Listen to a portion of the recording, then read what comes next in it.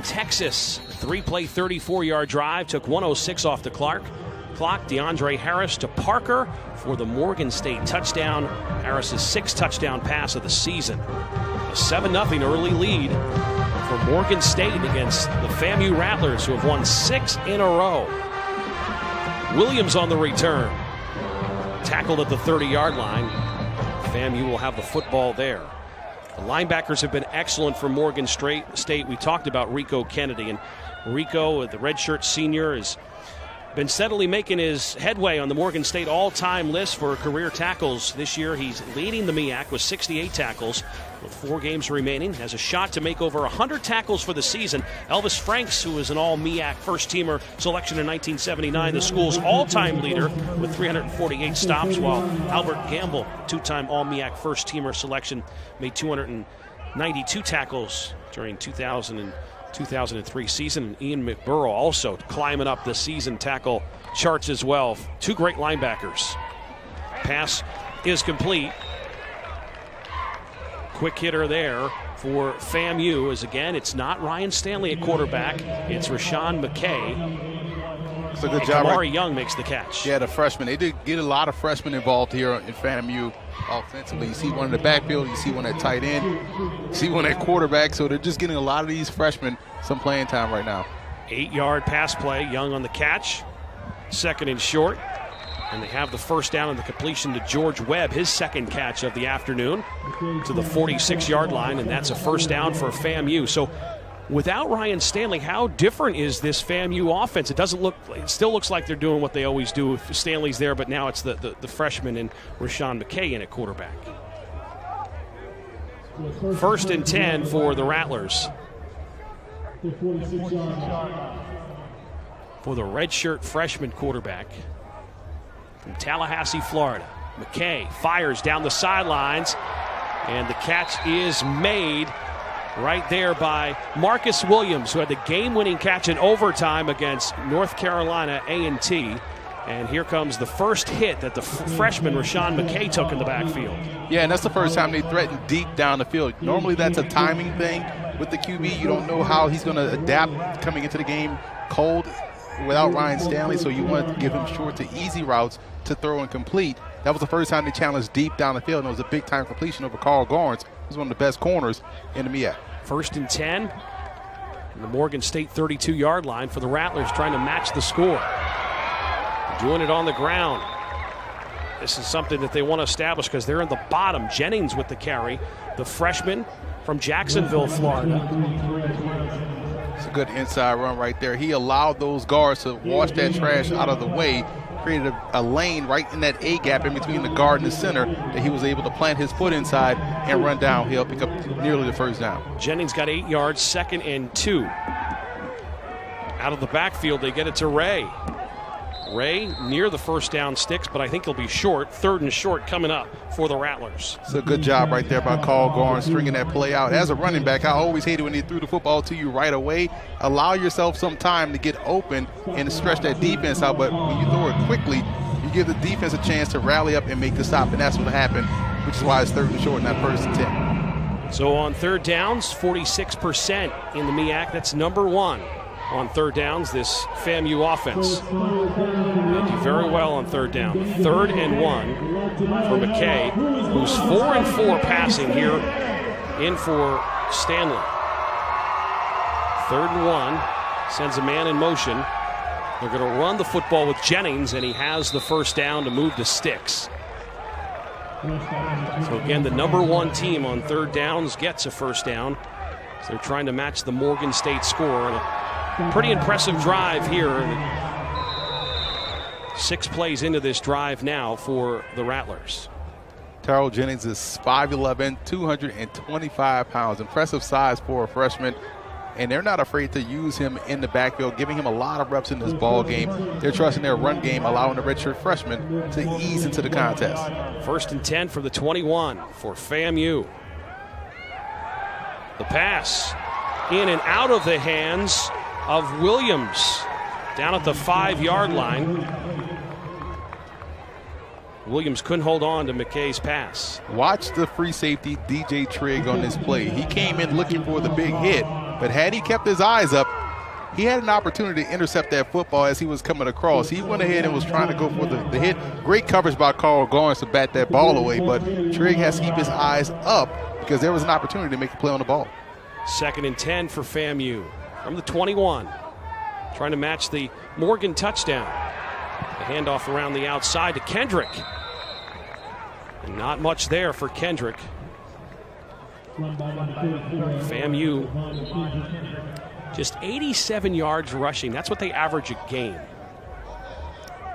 That's not going to get it done in this era of college football. But yet they won 6 in a row, so which they is have true. something figured out. Right, they figured it out. You want that number to get to like 125, maybe 130. And granted, that's maybe 1 or 2 big runs a game, but if your offense, if you're using your running game as a complement to your passing game, and your passing game can also supplement your run game, I can see how that could work. 3rd and 13 now for FAMU, the number 1 team in the MEAC on 3rd downs. The freshman Ray fires and has the completion. The catch is made and spinning. Getting out of that is Xavier Smith, the leading receiver in the MEAC. That now is his 50th catch of the season. Smith is a good one, the X-Man. I tell you what, man, that was a fantastic throw by Rashawn McKay on that deep out route. Hand off to Kendrick, who battles down to the 1-yard line before he was stopped.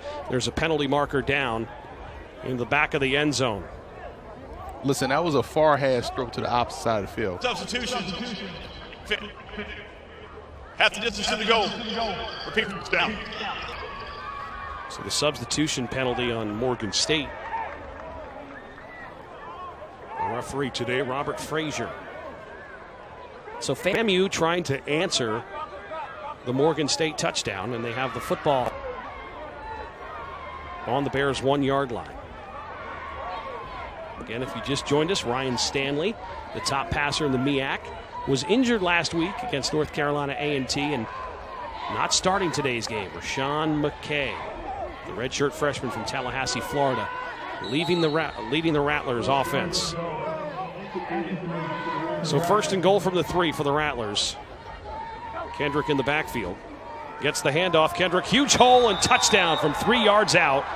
And FAMU answers the Morgan State touchdown with Kendrick's 3-yard touchdown run, his 2nd touchdown of the season. Starting to see those interior linemen win those battles up front. Again, washing guys down to the side. Great job right there by number 71 for FAMU, getting the block, the key block to help spring that play, walked into the end zone for the touchdown. Just a great job up front by this offensive line, winning those one-on-one matchups like we talked about in the open. Ali on for the extra point. A 10-play, 70-yard drive. What an answer. Took 3:48 off the clock. The extra point is up and is good. And we have a tie game in Baltimore. 70 plays, 70 yards, 10 plays, and it's 7-7. At time, 14-ounce Delmonico. That's how steak is done. Longhorn Steakhouse. You can't fake steak. And we have a tie game in Baltimore. Devon Kendrick, 3-yard touchdown run. FAMU 10 plays, 70 yards, 3:48 off the clock after the Harris to Parker touchdown. Quick 3-play, 34-yard drive for Morgan State in the first score of the game.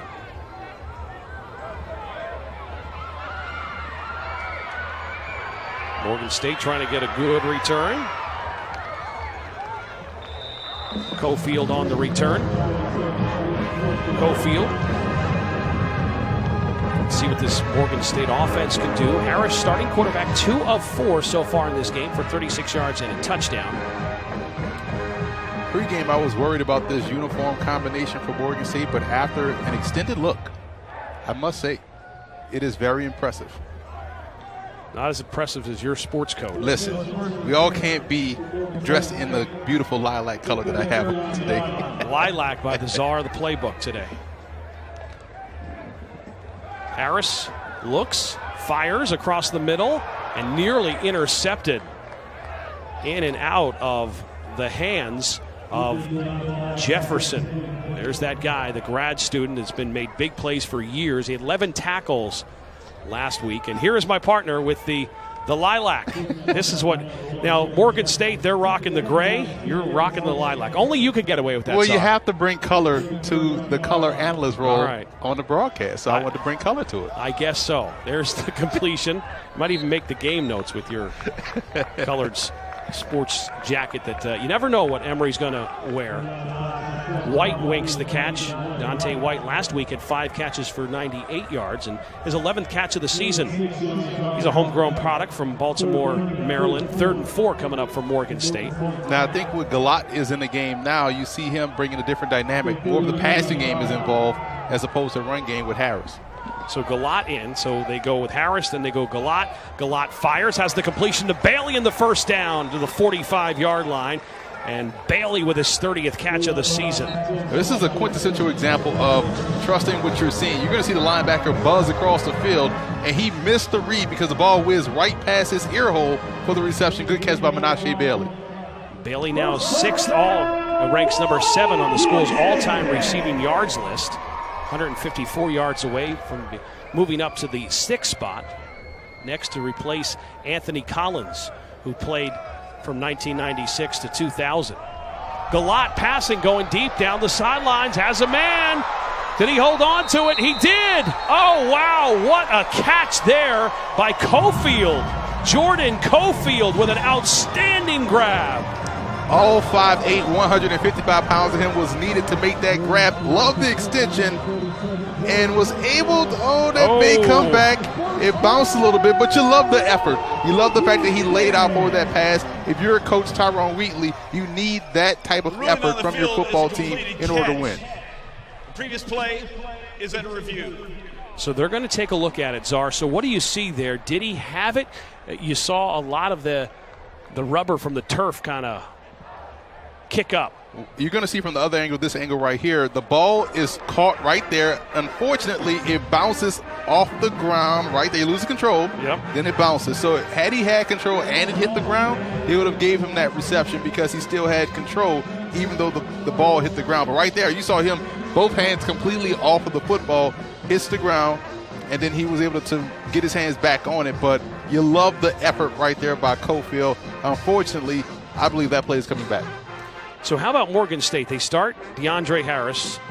They were leaning towards starting DJ Galat. So Harris comes in. He's 2 for 4. Then they bring Galat in, and he makes a couple of a completion to Bailey and then throws that pass there to Cofield as we'll have to wait for the ruling here on the review. You see they trust Galat more to go deeper down the field as opposed to Harris. They trust Harris to more operate their run game, their short to maybe intermediate passing game, but primarily short game. Galat comes in, you see an intermediate throw to Menashe Bailey and a deep throw right there to Jordan Cofield. So you're starting to see where the philosophy lies within each quarterback for Coach Wheatley. And Wheatley's problem is just the team not scoring the points. They're only averaging 16.7 points per game, but they certainly have improved. On third downs, they've gotten better. Penalties, they've gotten better. They still need help. Minus 11 turnover ratio. That's very tough to overcome. And then just scoring 117 points this season coming into this game for Coach Wheatley. But they are improving. Just the offense needs some work. They need to score more points. 16 points just isn't enough. I think where they have to get better is probably just from a consistency standpoint at the quarterback position. Because if I was to tell you that, hey, Morgan State has a very good offensive line, a pretty good running back, a pro prospect at wide receiver, you'd think that offense would average 25 to 35 points a game. But when I tell you about the inconsistencies that they have at QB, now you understand why they only average 16 points a game. So if they can settle in on a quarterback, and if that quarterback can be consistent, their fortune will change. Complete pass. Player did not maintain possession to the ground. So there you see the look, and then you see at the 46-yard line. Robert Frazier telling us that it was incomplete, so they use replay. That's why replay is here. That's why you have the review to get the call right. So an incomplete pass. So the Galat pass to Cofield ruled incomplete after review for Coach Wheatley's Bears. It's a break for FAMU right there, but you love how FAMU comes out and plays aggressive in the secondary. We talked about Terry Jefferson, their number 1 guy, wearing number 1, but he's their nickel guy. but they're so big and long and athletic on the outside. They do a great job of taking away those short passing windows, almost daring you to throw deep down the field. 7-7 game, 3:54 to go first quarter, and a 2nd and 10 now for Morgan State from the 46-yard line after the Jordan Cofield play was reviewed and was ruled an incomplete pass.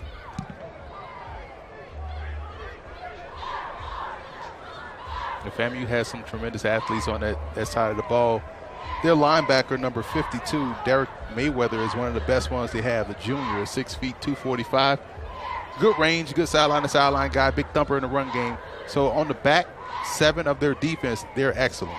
Mayweather had an interception last week in the overtime win. They had to play that game on Sunday because of the tropical storm Nestor. And Morgan State, they had to play South Carolina State last Saturday at 10:30 in the morning was the kickoff of that game. Minutes and 1 second. So they'll change the clock back to 4:01 left here in this first quarter. So that was something that affected the MEAC, the tropical storm Nestor, moving up the 10:30 a.m. start at South Carolina State last week for Morgan State, and then the FAMU North Carolina A&T game got moved to Sunday. It was a beautiful day in Tallahassee for that overtime win between 2 of the top teams in the MEAC. Let's see what Galat will do here. 2nd and 10. Time to throw. The ball is incomplete. Xavier Gravett was the targeted receiver, but he was well covered and couldn't hold on to it. I just talked to you about Terry Jefferson once again.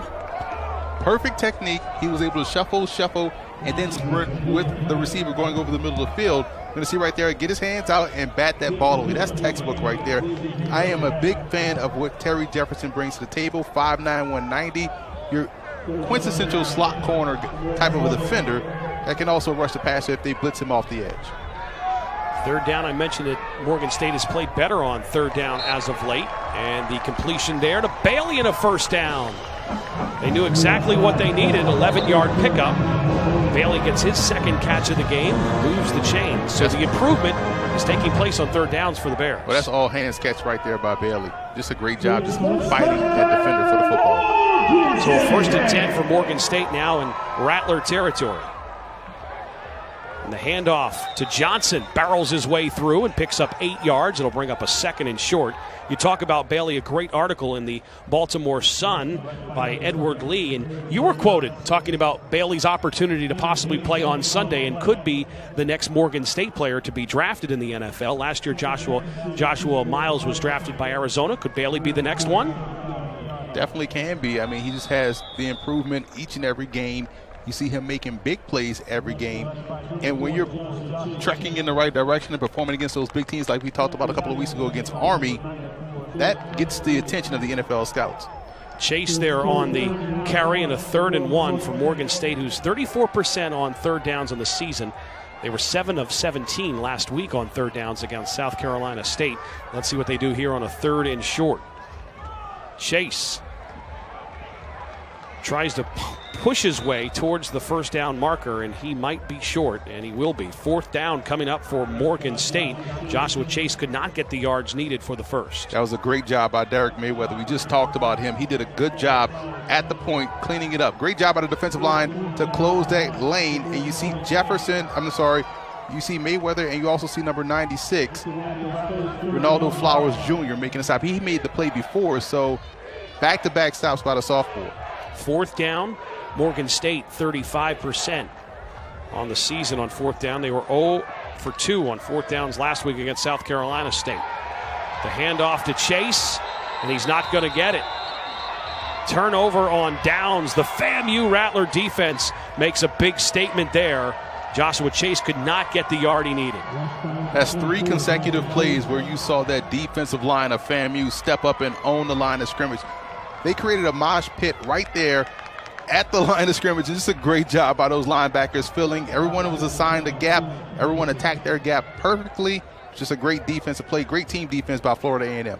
7-7 game, 1:56 to go here in the first quarter from Baltimore, Maryland. Phil Shaner alongside the czar of the playbook, Emory Hunt, on the MEAC Digital Network on ESPN3. Rashawn McKay, redshirt freshman, in for Ryan Stanley. At quarterback, Stanley hurt last week in the North Carolina A&T game. McKay's been good here today. Has the completion. That's the X-Man, Xavier Smith, his 51st catch of the season. You like math, Phil? Yeah, if I have a calculator. This was 3-on-2 right here. They saw that pre-snap, moved the running back over, faked the run to the left side, and threw it right there to the X-Man. 3-on-2, he was free, allowed him to pick up the first. Rattlers on the ground this time. Jennings running ahead. The numbers that Xavier Smith has put up, the redshirt sophomore, boy, he has been a huge weapon and one of the best wide receivers in the entire MEAC. Short pass out of the backfield to Young. Young in space and has the first down, and that was a well-designed play. Young down to the 26-yard line. Kamari Young with another grab. McKay, plenty of time to throw, goes to the end zone, front corner of the end zone pylon, and was looking for number 80, Marcus Williams, and incomplete. Love the pace FAMU is operating with right now offensively. You see them go left, right. So they're trying to tire out that Morgan State defense, get those over-aggressive linebackers to play aggressive, and just opening up major passing windows over the middle of the field. That right there was a miss, but you love how Kamari Young found an opening right there as a freshman tight end, that big hole on a big run play by number 23. So just a great job overall in the play calling for FAMU. McKay, 8 of 10. Has the completion to Ray. Short gain there of a yard or two. Inside slant to Azende Ray, the redshirt junior. Has 21 catches now in the season. I'm impressed with Rashawn McKay and how he's handling the offense right now. Doing a great job as a freshman. 3rd down and 2 for the Rattlers, and a penalty marker down. It's going to be a false start on FAMU. False start. Off. Number 50. 5-yard penalty. Still 3rd down. FAMU averaging 92 yards a game in penalties. That's 7th in the MEAC. That was Calvin Ashley, the right tackle, on that false start. He's 6'7", 330. And on the left side, you have Tyrell Reed, who's 6'5", 335. So they have some huge tackles. And we know they do a great job in the run game. But I've been impressed with their pass pro so far in this contest. FAMU 2 of 3 on 3rd downs here in this game. McKay going to try to run it, and he is brought down in the backfield and sacked. Big sack there by Colby Warrior. That's only the 6th sack that FAMU has given up season. Colby Warrior with his 2nd sack of the season. And again, I'll repeat that. Just the 6th time that a FAMU quarterback has been sacked this year. That offensive line has done a phenomenal job protecting their quarterbacks. Yeah, and I just gave them props, and they gave up a sack on that play. And you saw Warrior make that inside track to the quarterback, just beat his guy across his face. That was the left tackle, Reed, beat him for a sack. Ali about to attempt a 50-yard field goal for FAMU. He's 5 of 9 in field goals. His longest is a 52-yarder, so he's done it before. We're through 1 quarter in Baltimore. We have a good one today. 7-7 game. The 2nd quarter is coming up on the MEAC Digital Network on ESPN3.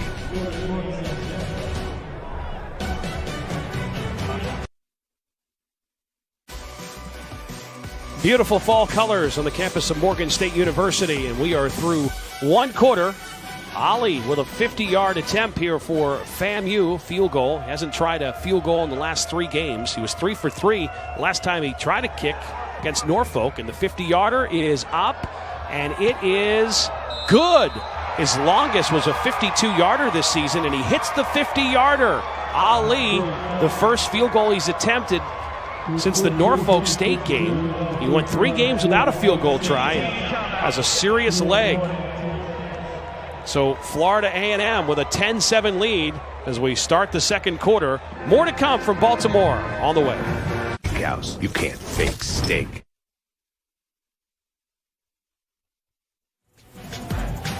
The magnificent marching machine entertaining the crowd here at Hughes Stadium. It's a 10-7 game. Florida A&M 10-7 lead over Morgan State to start the second quarter after a 7-play, 33-yard drive that ended with a 50-yard field goal by Ali. Let's see what Morgan State gets the ball back. Cofield on the return up to the 24-yard line before he was stopped on his short return. And let's take a look at the MEAC. Bethune-Cookman 4-0. So is Florida A&M. They're 4-0, but they're at the bottom of the standings because they are not eligible for a conference championship. But Bethune-Cookman and Florida A&M both 4-0. Of course, they play each other the last game of the season in a big, huge game down in Florida. North Carolina A&T with that loss in overtime are 2-1. And South Carolina State, Buddy Pugh, all winningest coach in South Carolina State school history with the win last week. He's 2-1. He's dangerous as well. That South Carolina State team is a team to be reckoned with. It's hard to figure out where it's going to go. The halfway point of the MEAC season. Joshua Chase there with the short run and a 2nd and 8 coming up. But you already said, you were on record as saying how much you like South Carolina State. But I think, Bethune-Cookman looks really good as well. They're 4-0 in conference play. They were my preseason pick to win the conference. So when you watch them play, they do a great job on both ends of the field.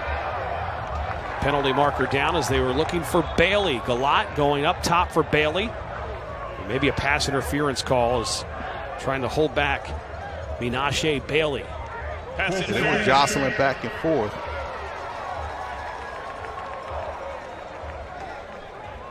Pass interference, defense for Dave.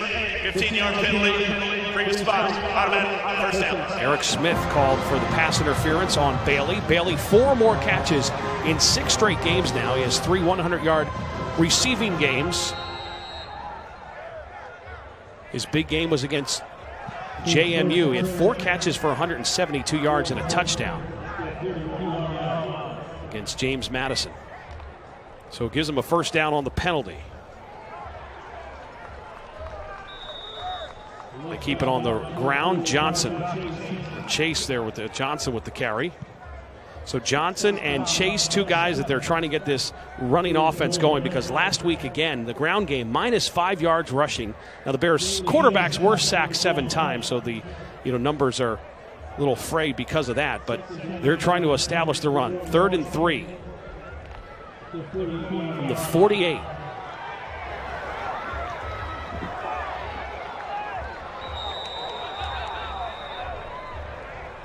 That's Johnson again right there on that carry. Back-to-back plays, you saw a good seal inside with a good kick out on the outside. Ran the same exact play. This time they had Johnson break a tackle over the defensive lineman, but the offensive line is starting to do a little bit of work on that left side. Johnson this time stopped for a tackle for a loss back at midfield. So after picking up the first down, Johnson tackled in the backfield for a loss. But there's a penalty marker down. Number 63, 10-yard penalty, repeat first down. Holding penalty called. Morgan State offensive line.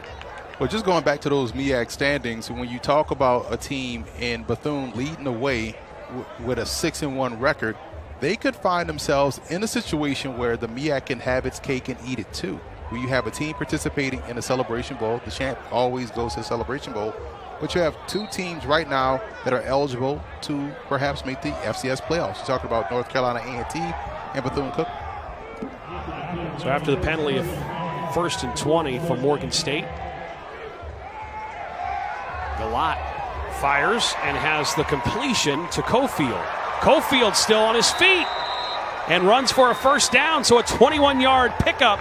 Galat to Cofield. Great second effort by Jordan Cofield. If you have any questions today about who's ready to play, Cofield is ready to play. This is the second time we saw him show great effort out there as a receiver. Impressed with him so far today. Morgan keeps it on the ground. Good first down run there.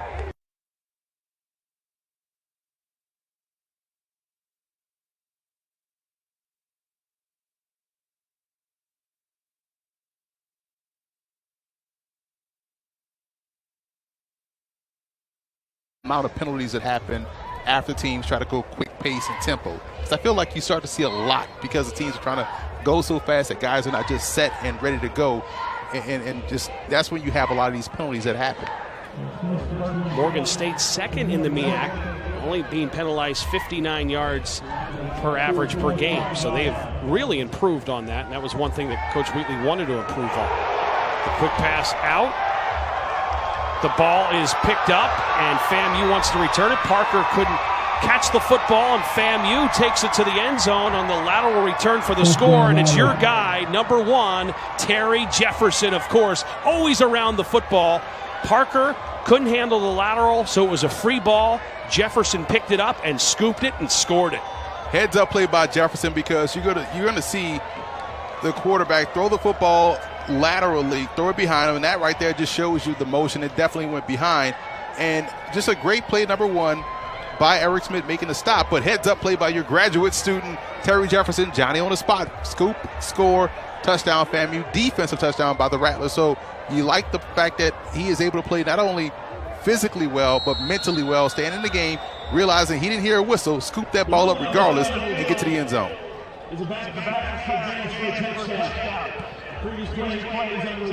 So they will review this. Is there anything there that we didn't see, or will this touchdown stand for the FAMU Rattlers? There's a lot of Rattler fans out there that want to make sure this scoop and score by Jefferson stands. Yeah, I think they're going to look at from a wide angle where, okay, he may have turned his shoulders through it laterally, but did the ball go backwards? Because if it went parallel, then that's not a fumble, that's an incomplete pass. So they're going to see whether or not we're going to get a good replay here. His body turned laterally, and the way he caught the football, it would lead you to believe that that ball was behind him because he had to turn around and grab it. So I think that's going to stand. That's going to be a touchdown for Jefferson. So what are the advantages and disadvantages to throwing the ball backwards like that? I mean, obviously, if he caught it, he'd have the opportunity. He could throw it again forward, but that's also a risk, right? Right, and I think you hit the nail on the head. That's the advantage because, okay, it gives you an option of maybe we can throw something down the field. But if you know that's not going to be the case, you run the risk of, okay, if this guy drops it, it's a fumble. And how many times do we see football players out there on the field just not cognizant of what's going on the field? Heck, we saw Eric Smith just tackle him and get up and start to celebrate while his teammate Jefferson realized, hey, that's a live ball. Let me get it and let me bring it to the end zone. This has really been Score. So the touchdown stands. The return by Terry Jefferson. Returns it. Jefferson goes 50 yards for the touchdown. Parker fumbled it away, and Terry Jefferson scoops it and scores it for Florida A&M. So Ali on for the extra point for the Rattlers. So that is not what a struggling offense wants to do for Morgan State, where they turn the football over and it turns into a defensive touchdown for FAMU. Extra point is up, and it is good. So now FAMU extends their lead. It was a 7-7 game just a few minutes ago. Now it's a 17-7 lead for the Rattlers here with 12:26 to go in the second quarter. You're watching the MEAC Digital Network on ESPN3. The Rattlers make the trip from Tallahassee, Florida up to Baltimore, Maryland. They have a 17-7 lead, looking to win their 7th straight game, one of the hottest teams in FCS football. The scoop and the score by Jefferson, the grad student that's been playing at a high level for FAMU for a number of years, was smart enough to realize the ball was thrown behind Parker and it was a free ball. He picked it up and scored it. Morgan State will get the football back, down 17-7 after just a few minutes ago it was a 7-7 game. Special teams trying to be special. And the return by Cofield. Cofield's had a couple of nice returns here in this game, but there is a penalty marker down at the 36-yard line after the Jordan Cofield return to the 44. During the return, holding, return team number 80. 10-yard penalty from the spot of the foul. First down. And let's take a look at the FAMU touchdown. Here's our best look at it as you see the pass by probably 1 yard, right? Thrown behind Parker. About 1 yard. He threw it right there on the 46-yard line, 47-yard line. And that ball's going to go back to the 48. And what made it worse was the receiver had to go back and turn around to catch it. And good job by Jefferson just realizing that ball was live. Scoop, scored, 7 on the board. Eric Smith on the hit, Jefferson on the return for the score for the Rattlers. Joshua Chase, first down handoff for a couple of yards, a 2nd and 8 coming up for the Morgan State Bears. Of course, we always got to check who's in at quarterback, and now DeAndre Harris is in as they continue to rotate the quarterbacks. We've seen Galat, and now we see Harris again. Galat 4 of 7 for 46 yards. Harris 2 of 4 for 36 yards and the touchdown pass. So now he's back in at quarterback. Harris is going to run it, and he's tackled from behind. FAMU, the Rattlers defense, getting there in a hurry, getting after the quarterback. And Morgan State quarterbacks this year have been sacked 28 times. They were sacked 7 times last week. Here's what goes on when you use a 2-quarterback system. If the guys don't do things completely different, or if they do things the same extremely well, it's going to be all out of whack, because now you have guys that are out there inconsistent and cold, and that's something that stymies your offense. 3rd and 10. Harris retreats from the pocket, eyes downfield, and looks for Bailey, and incomplete, but there's a penalty marker down. On coverage was Eric Smith on Bailey. Yeah, Smith got a bit handsy right there in coverage, pulled his waist, which brought him to the ground. So should be pass interference right there on Eric Smith. Pass interference, defense number 8. Places by the foul. But you see, the double quarterback system is something that I think is the reason why Morgan State's offense, despite all of those playmakers, despite that offensive line, is having issues right now for Coach Wheatley. Trouble scoring points, only averaging 16 points a game. But after the penalty, they get the first down. And a first down run for the Bears by Johnson. Bailey, he started as a linebacker. How about that? One thing I learned in the article about Bailey, his first love is basketball. He did not start playing football until his sophomore season. It was Wesley Walfolk, who's now a member on his team, that talked him to going out for football. And good thing that he did that, because he's one of the top playmakers in the MEAC. Incomplete pass, looking to get the ball to Cofield. A lot of traffic there, a lot of Rattlers around the ball, as Cofield was the closest man to it. 3rd down coming up now for Morgan. That was a layup. He's standing right there looking right at him, and he rocket shot that football to Cofield. Now, Cofield only stands 5'8", 155, but, you know, that was a missile shot to a guy that you could have hit right there in between the numbers. So the ineffective inconsistencies are what's plaguing his offense right now, in my opinion. 3rd and 9, 3 of 5 on 3rd downs. Here comes the pressure. Harris gets out of it, directing traffic. And he's tackled for a sack. Brought down in the backfield for the big sack by Richardson. Richardson now with 1.5 sacks on the season. So Morgan State quarterbacks have now been sacked 29 times in the season. Yeah, Richardson plays their wolf position, which is their outside linebacker, or a real linebacker, if you may. He's a speed guy from Port St. Lucie, Florida, the senior, the graduate student as well, 6'1", 225, just chased that play down from the backside. Nick O'Shea will punt it away from the 15-yard line. And Ray to receive the punt at the 30 for FAMU with a 17-7 lead, 9:45 to go here in the 2nd quarter. Ray calls for a fair catch, and that's where the redshirt freshman, McKay, in for Stanley today. He's been great, 9 of 11, 98 yards, been sacked 1 time. And a 17-7 lead for FAMU over Morgan State. Well, this is the 3rd time we've done a broadcast here this season at Morgan State, and this is the 3rd time we've seen a freshman quarterback that has been impressive for the Morgan State opponent. I like what I'm seeing from this young QB, Rashawn McKay. I mean, to step in a tough situation here to play up against a team that has a very good defense and move this football down the field like he has. Very impressed. 1st and 10 from the 37 for McKay. The handoff.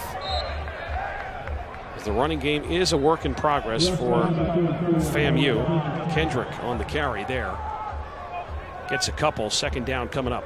Well, Ryan Stanley, he has just about all the passing records. He stands at 7,999 yards. A school record, continues to build on, but not today. As you mentioned before, he's up for 2 touchdowns away from having the most career touchdown passes in FAMU history. Basically, just about every record that you want to have as a quarterback, he has. Kendrick with the tough run there and gets the first down up to the 48-yard line. So a nice run by Kendrick, and Ryan Stanley beating all of Quinn Gray's records. Quinn Gray led FAMU to back-to-back MEAC titles in 2000 and 2001. He was a 4-time player, had them in the playoffs all 4 years that Quinn Gray was their quarterback. And of course, he was a backup quarterback in the NFL for the Jacksonville Jags. And one thing about Quinn Gray, remember the NFL Europe? Well, in 2003, he was the quarterback for the Frankfurt Galaxy that won the NFL Europe that year. Defense comes with a big sack, and there is Ian McBurrow with the sack for Morgan State. So this is a FAMU team that comes into this game only 5 quarterback sacks their offensive line has given up, and now Morgan State with 2 sacks here in the first half. Ian McBurrow with the second one of the day for the Morgan defense. Yeah, that's back-to-back big defensive plays. You saw the nice stick at the point of attack the play before. On this play, you see McBurrow chasing down your young redshirt freshman quarterback, Rashawn McKay, and getting him for a sack, making his 3rd long. 3rd and 18 for McKay, 9 of 11.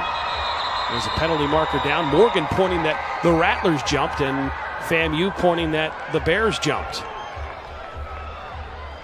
False start, offense, number 23. 5-yard penalty, still 3rd down. So Jennings, the running back, called for the penalty for FAMU. About 4 different players that jumped up early on that side. Now if you're Morgan State, you protect the sticks. You don't want to get over-aggressive and give up a big play. But if you're FAMU, it wouldn't surprise me to see some sort of screen call or a draw play here just to get the punt team out there. 2 of 4 on 3rd downs for FAMU, but this is a long one. 3rd and 23. Fires, the ball's intercepted. The pick, the Morgan State defense comes up with the interception. On the return, it sets up the Morgan State offense in great field position. Thorns with his first interception of the season. The redshirt sophomore from Detroit, Michigan, Marquise Thorns with the pick. Just when I talked about playing it safe, they went aggressive, and just a great job of Thorns right there, falling off his defensive or falling off his receiver and going to make that play. Marquise Thorns, 5'9", 165, fell off the receiver on the outside, jumped in front of that route, made the interception. So now your defense comes up. They've sacked FAMU twice, which never happens because FAMU's been great. Now you have this turnover. This is where the offense needs to help the defense and cash in and get some points. This is when you want to take the shot deep down the field. So we'll see if Morgan takes that shot deep to Menashe Bailey, who right now, pre-snap, has one-on-one coverage. Good reaction shot there from Thorns on the sideline, all fired up for the Morgan State defense. Josh Chase on the handoff. Straight ahead, not a bad first down run for Chase. Chase averaging about 4 yards a carry. You got to give FAMU's defensive front a ton of credit with how they've been able to maintain that line of scrimmage. They've won a lot of battles in this ball game so far. 2nd down and 7. Give to Chase, nowhere to go this time. Some of the big guys getting after him there from that big defensive line. Guys like Anderson. Anderson is 6'6", 370 pounds, redshirt senior from Atlanta, Georgia. If he's coming, get out of his way. Yeah, you're not going anywhere. He was able to get tremendous movement up front. That's a big mammoth of a man. One of many on this FAMU roster.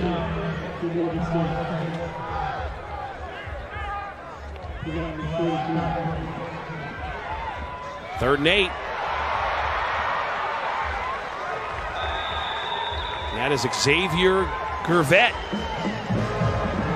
making the first down. Catch by Gervette. We haven't called his name a lot today. He was a guy that coming into this season they thought highly of at that tight end position.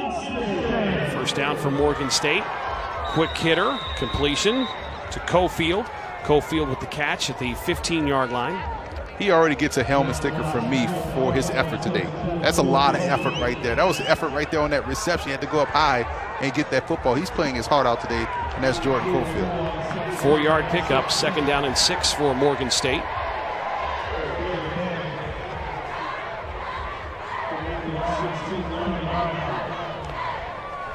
So Galat in at quarterback and hands to Johnson. So Morgan State every other series with the quarterback change. Yeah, and it's tough because it forces you as a receiver to maybe this guy throws the football a little bit differently than the other guy, and now you have to adjust your game in the middle of trying to play effective football and really execute your assignment. So the dual switching, it can be tough. We've seen teams do it before to success. Princeton, recently rolled with 3 quarterbacks, and now you're trying to get 2 in, but you have to be productive if you're going to do so. 3rd and 5 from the 15-yard line for Galat. Galat incomplete. In and out of the hands of Joshua Chase coming out of the backfield. That's one Chase has to hold on to. One he normally holds on to, but just a mental lapse right there. A lot of mental mistakes become a physical one and just drop that football. And would have had an opportunity to pick up the first, but you see right there who's Johnny on the spot closing in. Terry Jefferson covering in the slot. So Nicholas O'Shea will come in to try a field goal. O'Shea 9 of 12 in field goals. Last week 1 of 2. He had 1 blocked last week. He's had 3 field goals blocked this season. This will be a 32-yarder by Nicholas O'Shea.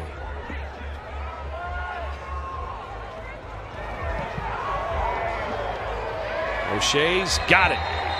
Puts it in for 3, and it's a 17-10 game with 5:02 to go here in the second quarter.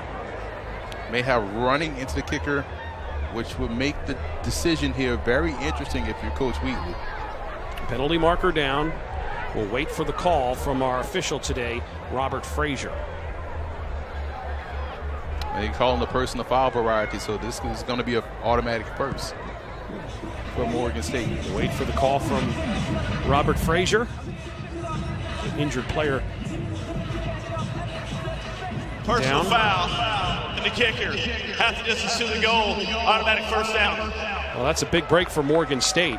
So the kick was good, but the penalty gives them an opportunity to try to get some points. So we'll step aside with 5:02 to go here in the second quarter. We'll be back from Baltimore, Maryland.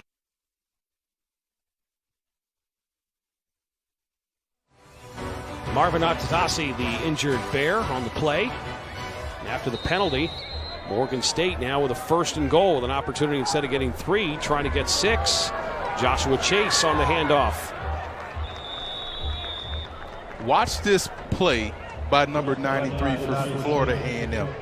It won't make the stat sheet, but Demontre Moore did a great job of just blowing up his assignment right there. You're going to see here on the left side of your screen, just boom, beat that double team, fight across that guard's face, and just threw him to the ground. Excellent job, just core strength right there by FAMU. Moore with 22 tackles on the season. Give straight ahead, good run there. A little closer to the goal line. Joshua Chase trying to get the score. He has 3 touchdowns this season, 2 rushing touchdowns, and also caught a touchdown pass for Morgan State, who only has 14 touchdowns on the season. 3rd and goal from the 4 for the Bears, down 17-7. Looking to make it a little closer here with 4:05 to go in the second quarter. Galat in at quarterback. They've been rotating Galat and Harris. He's directing traffic. And now there's a timeout by Morgan State as they look like they were confused on the play. The first timeout of the half. It's a 30-second timeout. So we'll stay here to talk about this 3rd and goal. So they had 3 points with O'Shea with the field goal, but the penalty gives them the 1st and goal. So now for Coach Wheatley, his team, his offense, who has struggled, they need to get in for 6. Well, normally you would want to try something to take advantage of an aggressive defensive front, which FAMU has shown that they are all in on stopping the run. The problem is on the back end of that, you're asking your quarterback to make a quick decision on the back end, naked, maybe on the far side of the field, maybe with a high-low combination. So do you trust your quarterback to make the throw, or will you trust your offensive line to get movement to where you can punch this thing into the end zone? 3rd and goal, here we go. Johnson in the backfield for the Bears. Fake to Johnson. Galat will keep it himself. And that was not the best play there for the Bears. FAMU had that play sniffed out from the onset. You saw them not bite on the fake, but also stay in great position on the back end, allowing that free edge rusher, that defensive end, to come back around and close out the play. So great job defense. They had the solid front side pressure, front side push, backside had the coverage. Great job defensively all the way around for Florida A&M. Flowers made the stop for Florida A&M, and here is Nicholas O'Shea back in for a 22-yard field goal. Again, 9 of 12 on field goals this season. 22-yarder is good. So Morgan State unable to get 6 on the board, but they get 3. And it's 17-7. FAMU with the lead with 3:13 to go here in the second quarter. Still a net positive for Morgan State because you came away with points. Obviously, you wanted to come away with a touchdown, but credit Florida A&M's defense for stepping up in an adverse situation and getting the stop. Nicholas O'Shea has had 3 blocked field goals this year, but it's been pretty solid, as I mentioned. Now he's 10 of 13 on field goals. From Detroit, Michigan, a sophomore.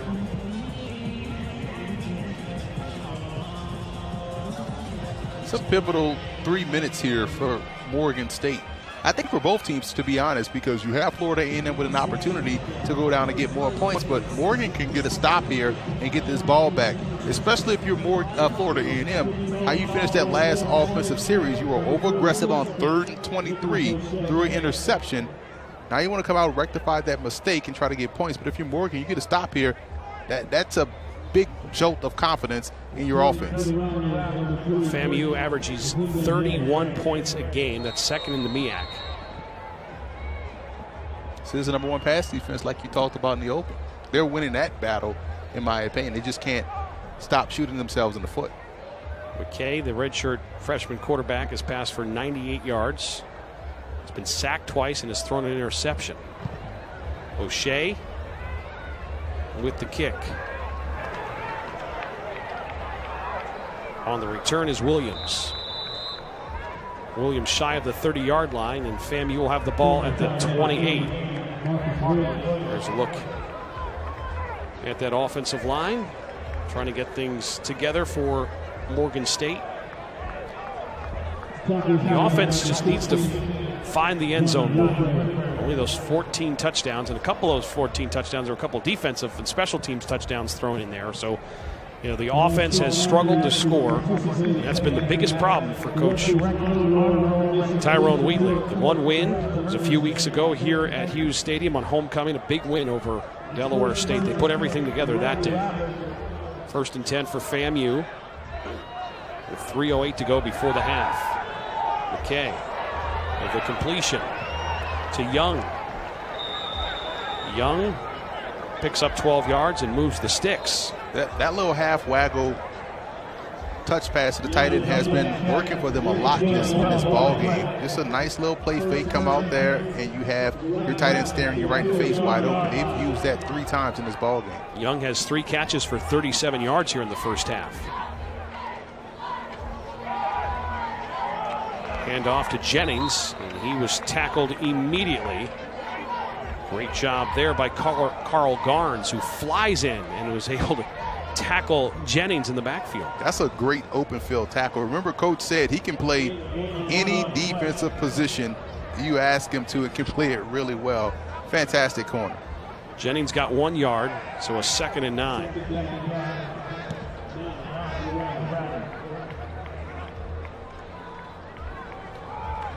Handoff on the sweep to Smith. Smith running back the other way. Smith still on his feet.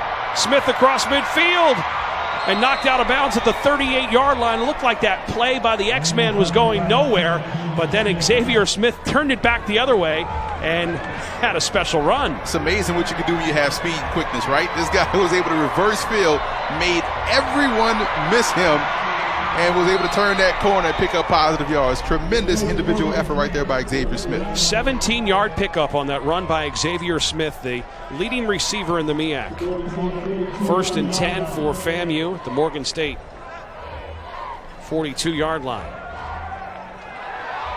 Give to Jennings. Jennings has a big hole, picks up 12 yards and moves the sticks. They put Ian McBurrow in no man's land right there because he was standing as that hang defender. They were reading him. So if he crashed down, the quarterback was going to pull it.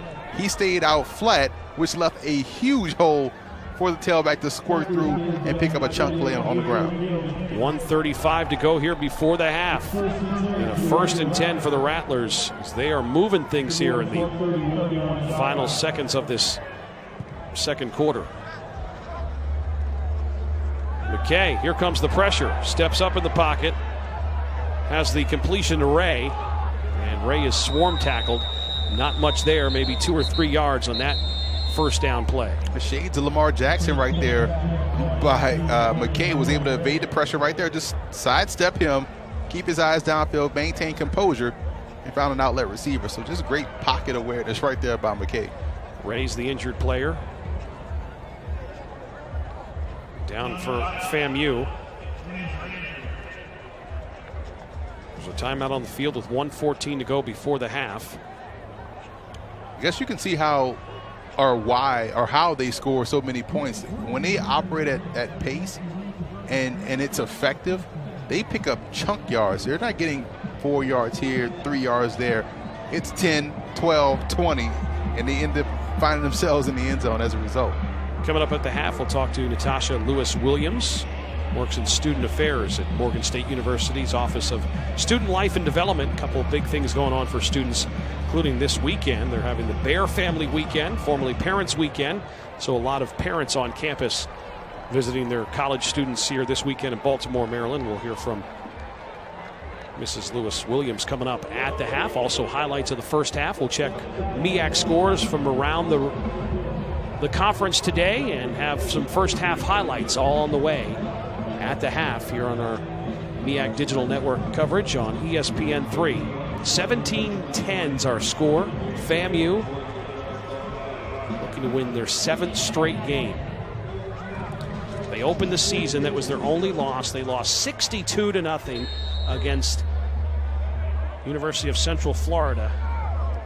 UCF was ranked 17th at the time in the country on that opener. McKay. Ball is almost intercepted. Great job there by Ransom stepping in front of it, and he almost had the second interception of the game, but wasn't able to hold on to the pick. It's a great job by Hassan Ransom. Just extending, using that 6-foot frame, man. Getting in front of the receiver. You can't stay patient as a receiver if you know the coverage is tight on you. You have to come back to that football. You can't sit back there and wait. 1 minute to go here in the second quarter. 3rd and 8 from the 29. 2 of 5 on third downs for FAMU in the first half. McKay's pass fires and has the completion to Webb. Webb has the catch and the first down to move the chains at the 21-yard line. Webb with a couple of key first half catches. He extended out and grabbed that football. Talk about effort. Great job right there by Webb. Webb with 3 grabs in the first half. 1st and 10 for the Rattlers from the 21. McKay fires, has a wide receiver wide open and a touchdown out of the backfield. It's Jennings for a 21-yard touchdown score. And Jennings couldn't have been any more wide open than that. McKay to Jennings, 21-yard TD for the Rattlers. Great job, great play call. You fake to the running back, roll out. It's almost like that throwback play we normally see to the tight end inside the red zone. This time it was to the running back. No one paid attention to him as he leaked out the backfield down the sideline for a touchdown. Just a great play design, and what a time to use it here inside the red zone. They probably sat on that throughout the entire first half. Great time to call it. Ollie on for the extra point with just 33 seconds to go here before the half. And FAMU with the touchdown from 21 yards out. McKay to Jennings. It was wide open. And the Rattlers with a 24-10 lead over the Morgan State Bears. This offense is really dangerous. You talk about Rattlers strike. You're seeing it today with their offensive attack. Again, it's chunk plays. It's not just dinking, dunking down the field. It's 10, 20, 12, 20, 25 touchdown. That's what they do offensively. They've done so all season long. You just wish that they weren't ineligible, because this is a team that can not only win the MEAC, but also can go and win the Celebration Bowl. So this is a good football team. There are a lot of young players, so they could be good next year as well. But just a great effort today all the way around by Florida A&M. 8-play, 73-yard drive for FAMU. The Rattlers get on the board with McKay, pass to a wide-open Jennings, and now it's a 24-10 lead. As FAMU answers the Morgan points. Short kick, Morgan falls on the football. And we'll have it with 32 seconds to go before the half. That's a sign of respect right there for Jordan Cofield. They don't want to kick it deep. He's had a lot of good returns in this first half, so they just squibbed it down the middle. And just a heads-up play right there by Morgan State to fall on that football.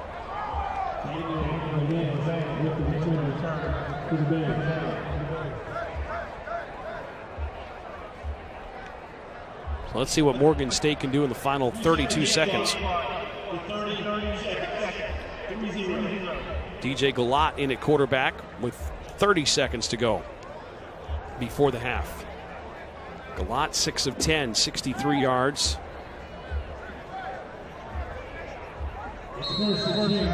Next to him is Johnson. Galat looking for Johnson. Couldn't hold on to it. Hit off his shoulder pads and incomplete. He took a vicious hit right there by big number 36. Matt Green. He has the name of a linebacker. Matt Green just hit him. Just boom. Matt Green, the redshirt junior from College Park, Georgia. 25 tackles on the season. It was a big hit. Galat gonna run. Gets up to the 34-yard line, and that's it for Galat. Clock running. 10 seconds to go before the half. Galat with the final play of the first half. Fires, has the completion to Bailey. Bailey up to the 48-yard line, and we are out of time, and that'll do it for the first half. The Rattlers stinging in Baltimore. They have a 24-10 lead over the Bears. You're watching the MEAC Digital Network on ESPN3.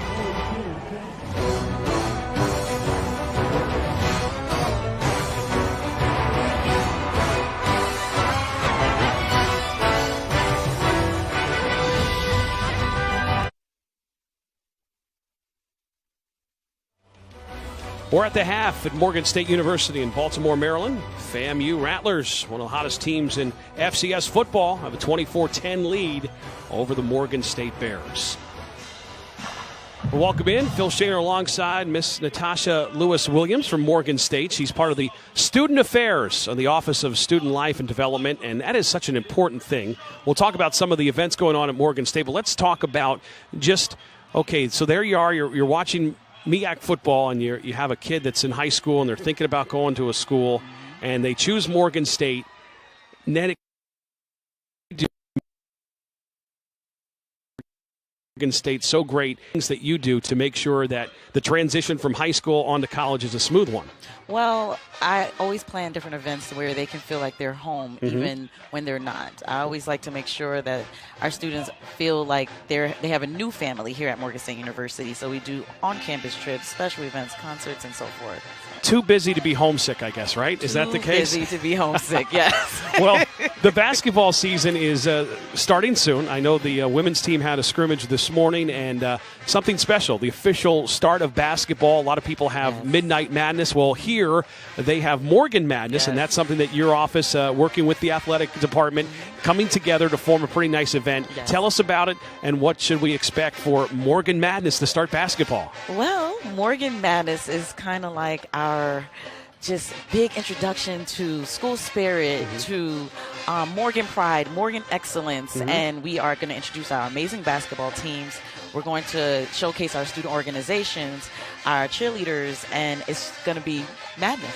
It should be. And Morgan State men, they have a new basketball coach. We talked to him on a broadcast earlier this year here on NCAA. So Let's talk about this weekend. This weekend is Bear Family Weekend. Used to be Parents Weekend. So you have a lot of parents, maybe for the first time back on campus when they dropped their kids off at the start of the year, and now they're seeing how they did after a month or so. Right. So what are some of the events that go on this weekend? Well, Bear Family Weekend, we started it off with Pancakes and Parents, where our parents were able to go to breakfast with their students and kind of get the exact experience that they usually have. Then we had our pregame festival where we just had fun. We played games, we danced, we sung, took pictures, and now we're here celebrating at the football game. It's a great time. And I guess a lot of these students, you have those students that, just love everything that goes on, and there's always something. So your office stays busy, right? You're always planning stuff. Every day, all day.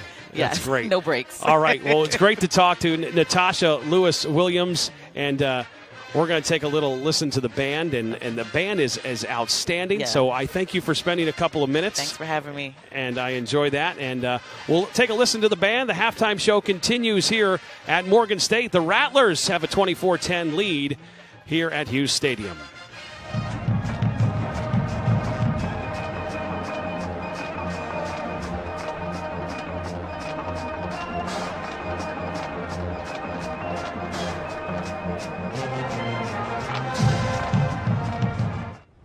The basketball bounces in Baltimore at Hill Fieldhouse on the south campus of Morgan State University, the home of the Bounce Back Bears. Last year wasn't the best. With an 81-71 win over the Bears of Morgan State, their crosstown rival. That can't happen again. MEAC conference call, they had picked us 7. Coppin beat Morgan 3 times. We're not trying to duplicate that. We got to change a few things around here if we're trying to get some of these. Whether the lights are on or off. We working.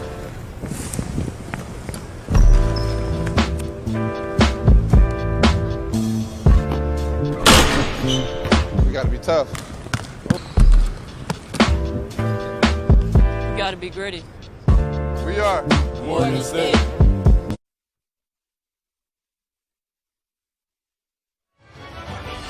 We are at the half at Hughes Stadium on the campus of Morgan State University, and the number 1 ranked team in HBCU, the FAMU Rattlers, with a 24-10 lead. Let's check out some other scores from around the MEAC. And North Carolina A&T bouncing back nicely after their overtime loss on Sunday down in Tallahassee to FAMU. They have a 64-6 win over Howard today. And in the fourth quarter, North Carolina Central, a 23-16 lead over Delaware State. And in the first quarter, South Carolina State, 7-0 lead over 4-0 Bethune-Cookman in MEAC play. And there's a look around the MEAC today. Our halftime show will continue from Baltimore, Maryland, with the Rattlers up 24-10 over the Bears.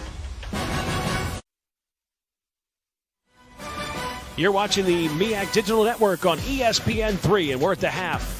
The 20th ranked team in FCS, the Florida A&M Rattlers, with a 24-10 lead over the Morgan State Bears. Here's our first half highlights. Morgan State got on the board first, a 3-play, 34-yard drive. DeAndre Harris to Parker, his first touchdown as a college student, and it was 7-0, but Florida A&M will answer a 10-play, 70-yard drive. Kendrick in for the score, and then watch this. The pass, that's a live ball, and Terry Jefferson picks it up, 50-yard touchdown. It was 13-10. The interception by Thorns. So Morgan State's defense trying to keep him in the game. And watch this beautiful throwback. McKay to Jennings, wide open for the score. And that's where we are at the half. It's 24-10. The second half is coming up on ESPN3. Mind you, tomorrow at 8 a.m.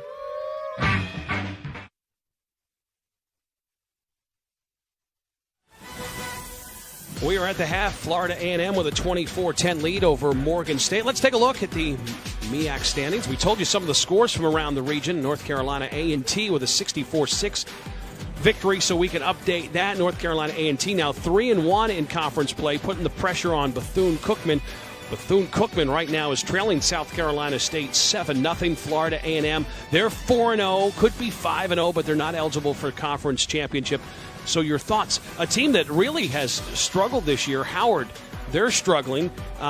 Norfolk State at 1-3. So when you look at the MEAC standings there, how do you see things, Emery? I see it where if you have a great defense, you're going to be in great shape. And that automatically talks about South Carolina State, Bethune-Cookman, A&T to a certain extent. But what I'm seeing out here today from FAMU, even though they're not eligible to win it, their defense is MEAC champion ready. It's a shame that Florida A&M is not eligible for that, and they're not eligible to win the MEAC. They're not eligible to go to the Celebration Bowl. They're not eligible for the FCS playoffs. So that's tough right there. But I mean, Bethune-Cookman, I think they're right now in a dogfight with South Carolina State. Bethune-Cookman, that was your pick to win the MEAC, and they maybe right now maybe they are the team to really to be able to win the MEAC, but I think teams like North Carolina A&T would have something to say about that. Well, Bethune has tremendous speed. I saw them versus Howard before our broadcast, and you talk about when you have that speed that can threaten deep down the field on offense, it gives yourself a chance to strike quick and hit the big play. Now on defense, they do a great job of crowding the line of scrimmage, getting pressure, and stopping the run. So they play all facets of the game really well, which is why they're 6-1 on the season. About to start the second half here in Baltimore. Nicholas O'Shea will kick the football to FAMU with a 24-10 lead here at the break. FAMU has a defensive touchdown. Williams and Ray back to receive the kickoff as we're about to start the second half here in Baltimore. Williams takes it at the 20. Williams on the return, and there's penalty markers all over the place on that return to the 38-yard line. I think every official who had a flag threw it. They all had to see the same exact infraction to throw the flags in unison like that. Turn, holding, team number 28, 10-yard penalty. They all saw the hold. As far as some first half numbers, FAMU ran 32 plays for 189 yards of total offense. Morgan State ran 40 plays for a total of 149 yards. Take a look at the hold. This was, yeah, that's why every flag in the building was thrown. It wasn't a hold, it was a takedown. That was WWE style. Goodness, that was personal. 1st and 10 from the 20-yard line for FAMU. Looking to win their 7th win in a row. If they can get the win here in Baltimore. The completion to Young. Young has the first down and more. 18-yard pass completion there. McKay to Young. Nice delay to the tight end right there. 4th time this game they've run that play. Kamari Young, 4 catches, 54 yards. Good job right there by Morgan State's linebackers closing in, just not falling for the cheese, following the moving linemen. They just stayed home and stopped that play in the backfield. See Malachi Washington, he had a sack last week. Malachi, who missed all of last season with an injury. Before that year, Washington had a phenomenal year. Everyone was high on Washington last year, and then he suffered that season-ending injury, wasn't able to play. He's starting to come back to that old form. McKay has the completion to Ray, and well covered there by the Morgan State defense. So this defense is good enough to win games. This defense is pretty good for Morgan State. They just got to figure things out offensively. Yeah, and again, when you have the strength of your team be your linebackers in this era of football where they can run, cover, chase, get to the quarterback, stop the run in the backfield, blitz, you can win a lot of football games. They need their offense to get up to speed to where they are defensively, because we've seen them stop the pass, we've seen them get plays in the run game. Their offense can put points up on the board. They have a shot. 3rd and 11. Pressure coming. McKay incomplete. Was looking for Ray, but he had to get rid of it a little earlier than what he probably liked because he had some bears chasing him from behind. Yeah, he had a lot of pressure from the beginning of that play, and it's a great opening series for Morgan State. You saw number 27 giving chase the entire play, and big number 91 putting him down on the ground. But just an excellent job by Morgan State's defense coming out of halftime and getting a quick stop here against Florida A&M. FanDuel will do the punting. MEAC Specialist of the Week for his job he did in the North Carolina A&T game. Woolfolk will return it. He's at the 20. Fadul's punt is off. Woolfolk calls for a fair catch. It goes over his head. Wow. And is down at the 4-yard line. So a great punt by Fadul. One of the top punters in the MEAC continues his ways. Defensive weapon, man. That's an extension of your defense if you have a great punter. And FAMU definitely has that. And you look at this offense for Morgan State coming out here in their first series of the half. It's all about the simple plays. Just execute simple plays, your layups. We talked about that in the first half. They missed a couple of dump-off throws. If they can hit those in conjunction with their run game, now you're starting to have some continuity on offense, and therefore you can have success. Fadul's punt was a 61-yarder. He had a 72-yarder last week. North Carolina A&T game. So Morgan State does not start with good field position from the 3-yard line. Galat passes incomplete. Looking for Velez, the tight end. And Jefferson was around the ball. You see Velez unable to hold on to it as that ball was tipped. So a 2nd and 10 from the 3 for Morgan State. DJ Galat 7 of 13 for 77 yards from his own end zone. Fires and has the completion to White up to the 10-yard line. And that's a play that they missed in the first half. That's a layup. You want to hit those, and that was a great, accurate throw, allowing your receiver to turn upfield and get more yards. So, again, if Morgan State's passing game can just hit those checkdowns, they'll be just fine. 8-yard pickup after White's catch. So a 3rd and short for Morgan State. Galat throws it away towards the FAMU sideline as he was running the pressure. The Rattlers were after him and didn't have anyone open and had to throw the football towards the FAMU sideline. Here's Robert Frazier. Illegal formation, offense, 5 men in the backfield. A penalties decline, 4th down. Too many guys in the backfield, now a 4th down. And Nicholas O'Shea will have to punt the football from his own end zone back to FAMU, who will have good field position.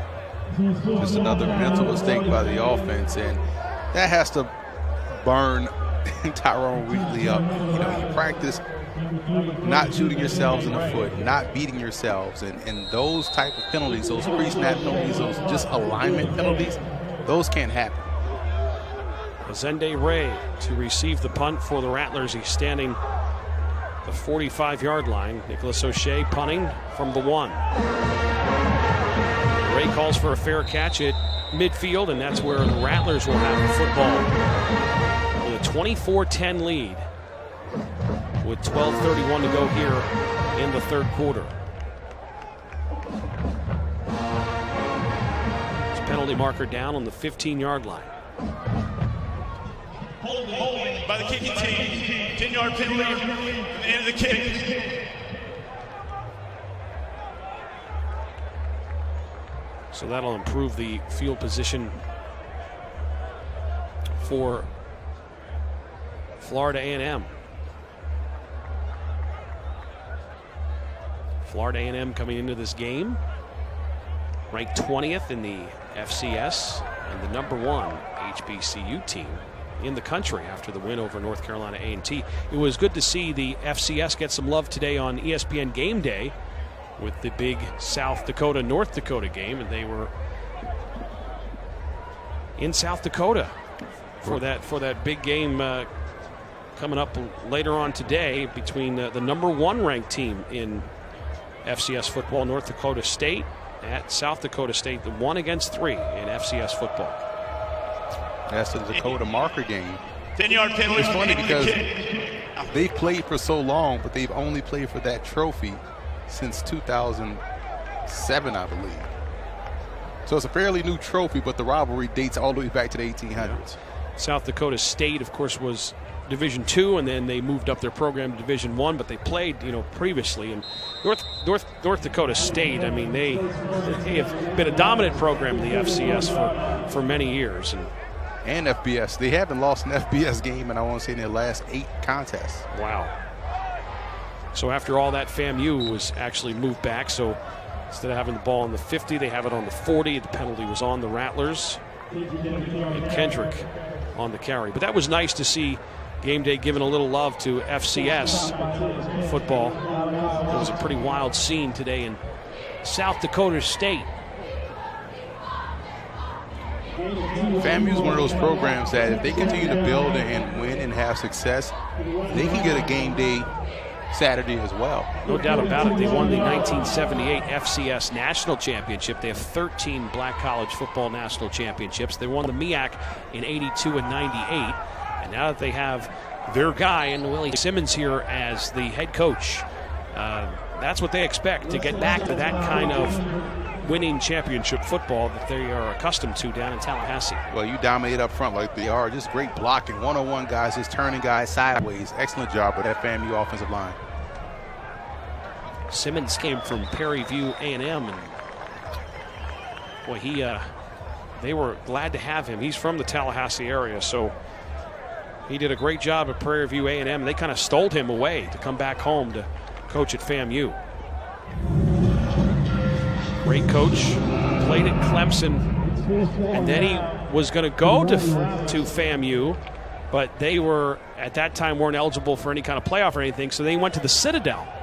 And had a great year at the Citadel. And he started his coaching in high school, then was a grad assistant at Clemson, coached at Middle Tennessee State, and then at Alcorn State, had some great years at Alcorn State, and then at Prairie View A&M as the head coach, and now here at FAMU. And he is the guy to get this program back to where they want to be. Kick there as a touchback. And there's a timeout on the field. FAMU with a 24-10 lead over the Bears.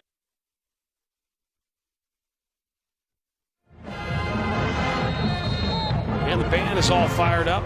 The magnificent marching machine, and DJ Galat in at quarterback, firing for the Bears. Going downfield and has the completion to Bailey. There's a big explosive play. Galat to Bailey into Rattler territory, down to the 40. You saw him track that football and get his body in position to haul that thing in. Otherwise, it would have forced the defensive back, number 8, Eric Smith, to go through him and draw a flag. So that's a savvy play that the scouts like from Bailey. Just an outstanding job by the receiver. 40-yard pass play there to Bailey from Galat. First down handoff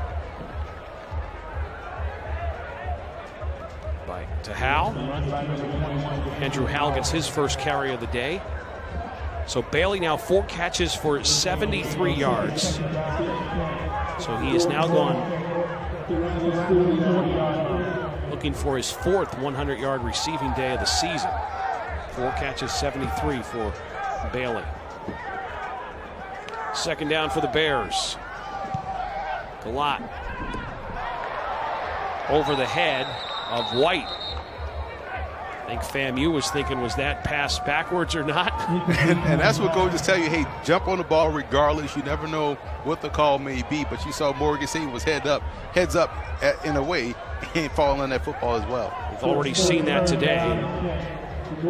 Terry Jefferson returned it 50 yards for a FAMU touchdown on a backwards pass that didn't turn out well for the Bears. Third down.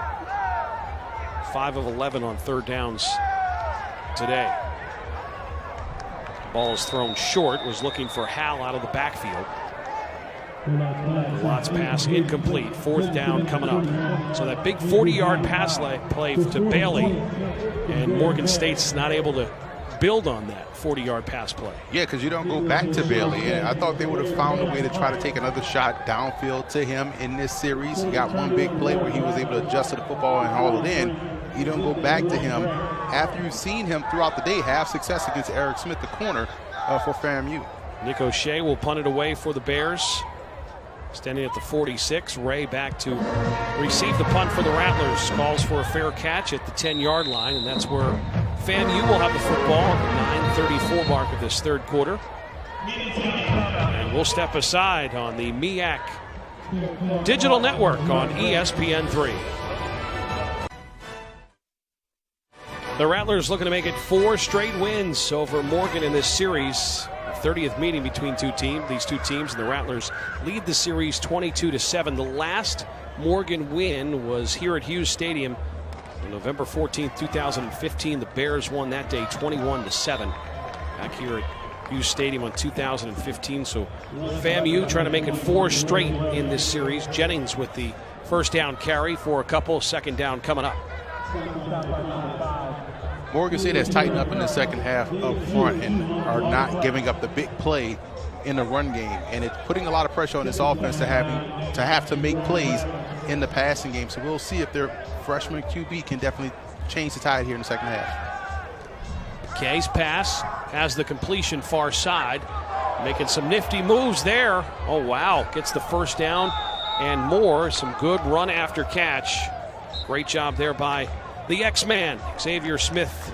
But he is lightning in the bottle. That's 1, 2, 3, 4. Good job making guys miss in space. Top receiver in the MEAC. Pressure comes, and good job sniffing out the run there. Jennings had nowhere to go. Tackle for a loss for the Morgan State defense. Chima Dunga got off that block right quick and got in the backfield. A junior at 6'1", 305. Just beat his man and found the back in the backfield. Defensively for Morgan State, Kennedy has 7 tackles. Garnes has 6. Gatling has 5. McBurrow has 4. Of course, they forced a couple of turnovers. The defense has played well. It's just the offense unable to generate points. McKay, pass is complete to Webb. And Webb is stopped at the 35-yard line after the completion. McKay to Webb. So McKay in as the redshirt freshman, stepping in for Ryan Stanley, who hurt last week, and the 12-yard pickup there in the third down coming up. McKay 18 of 23 for 187 yards. And that 1 interception for the redshirt freshman quarterback. Running the controls today for the Rattlers with Ryan Stanley not playing. Out of the backfield, they get it to Jennings. Jennings has the first down. Gets up to the 44-yard line. That'll move the chains for FAMU. They're just outflanking this defense right now on the perimeter of Morgan State. There was no one that went with the back out the flat. It was 2-on-3 once again, and he was a third guy. So just a great job just playing the numbers game there by Florida A&M and vacating and finding vacated space and just taking advantage of it. 9-yard pickup, 1st and 10. 44 for FAMU. First down handoff. Trying to move the pile was Jennings, and a whole lot of Bears in their gray uniforms stacking up Jennings. Every time FAMU has tried to pull those backside linemen, front side, and I'm talking about their guard and their tackle, Morgan State's just too quick up front and have beat those guys to the punch. And that's why they've been stopping that run in the backfield. Anytime they try to pull their lineman, Morgan State just beating them to the spot. They have to get around there quick and get those guys at the line of scrimmage. Otherwise, they're going to continue to have that issue in this game. 2nd and 10 for FAMU. Jennings looked there on the sideline and was like, I don't want any part of that. And a lot of Bears coming at him.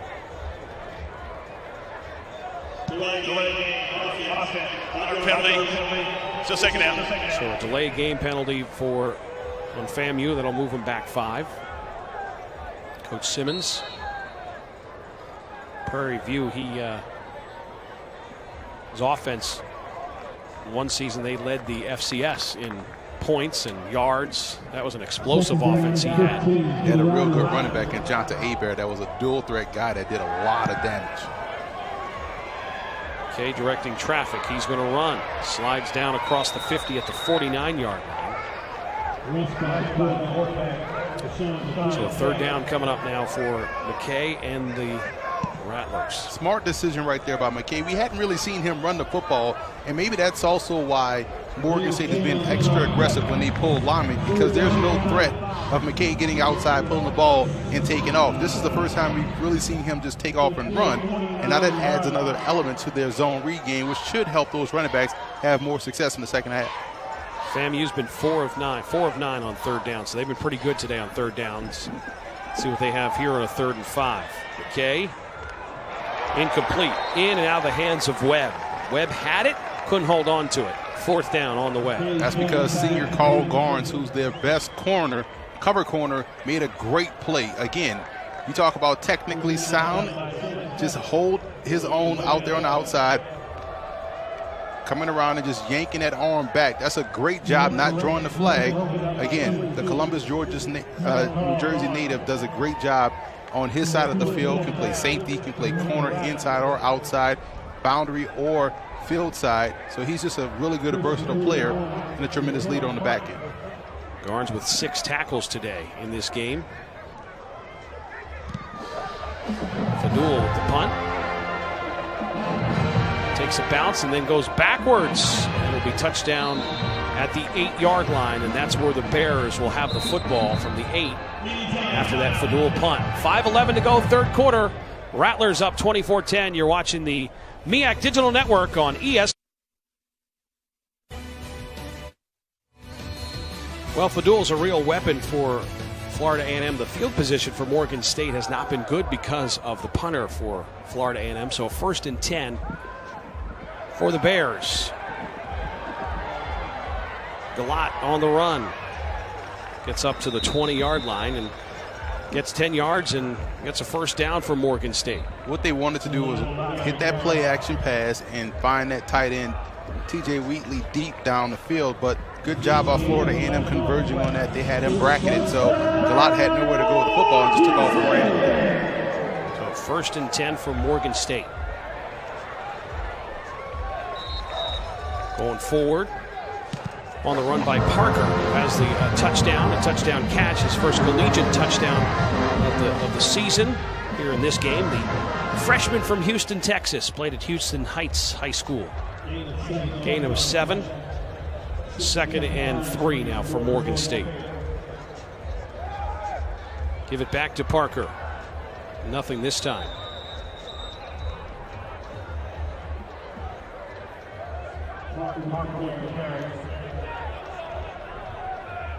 Third down coming up now for Morgan State. Summers made the stop for FAMU. I swear, man, there's a lot of beef up front for FAMU. And, you know, when you're running this 4-2-5 defense, it just makes it tough to get movement off the spot if you got 3 guys up front that average 325 across the board. Galat has the completion to Cofield. Sidelines. That's good enough for a 1st down. So nice play there. Cofield's been active today. It's amazing the first 4 or 5 games of the season, Cofield was just a special teams guy, and then he's worked his way on the wide receiver corps as a starter. He's from Baltimore, Maryland, Newtown High School, and he is a good weapon on the wide receiver group for Morgan State.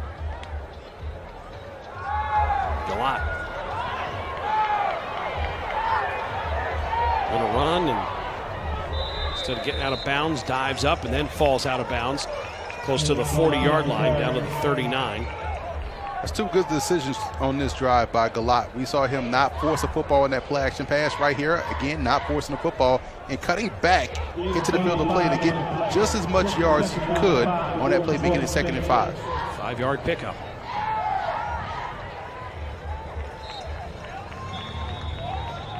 Completion there to Bailey.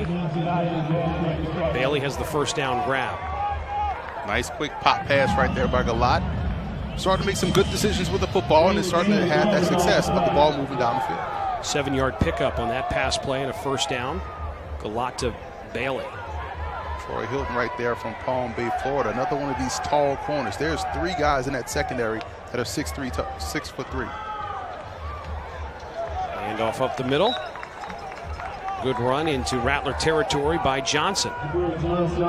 Johnson, that's a 1st down carry you want to have. That sets you up for a 2nd down where you have some options. 6-yard pickup, 2nd and 4 now for Morgan State. So offense is in rhythm for the first time here in the 2nd half. You're starting to see more 2 deep from Florida A&M. Starting to respect the run game now of Morgan State. Galat. Incomplete. Little draw flag. Bailey was the intended receiver, and it will. So that's the second pass interference they've had on Bailey, trying to guard him, and that was Troy Hilton on coverage on Bailey. Bailey 5 catches, 80 yards, and a couple of pass interference calls because Bailey is a handful to cover. It's a great blitz pickup, first Pass of all, by the running back. 30. And the reason why they called that pass interference right there on Hilton was the fact that he didn't turn around and find the football. He tried, but he was already facing the chest of Menashe Bailey and just couldn't get his head around to see the football. So I understand the call, but just a great blitz pickup right there in the backfield by Jabril Johnson. He not only met him at the hole, but turned his back, tried to wield him away from the quarterback. First down for Morgan State. Pushing the pile in the first down run for the Bears. Parker. First down carry, second down coming up. Well, it's 24-10. If they could get a touchdown here, you're talking about 24-17. We have a whole quarter to play. This has definitely been the best drive by the Morgan State offense here in this second half. See if they can continue it. See if FAMU tries to send pressure here. Galat gets the ball batted down at the line of scrimmage.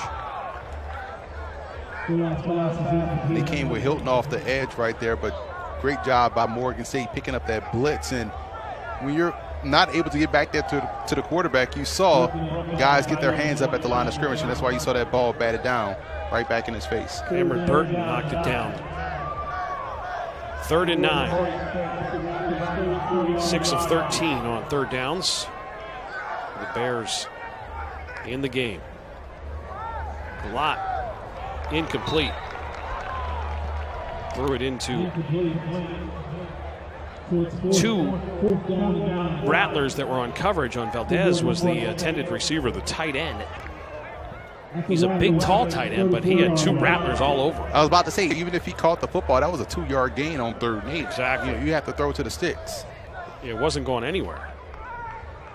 And you had a receiver running. That's White. White was wide open. Scot-free down the seam. Would have been a touchdown for White. He hits his head on the back fence here if he's able to find him and not quickly get rid of that football. Galat now 11 of 22 for 138. Shea will punt the football. Ball takes a bounce. Morgan State is able to touch it down at the 1, and that's where FAMU will have the football. They'll have to go 99 yards if they want to extend their 24-10 lead with 54 seconds to go here in the third quarter.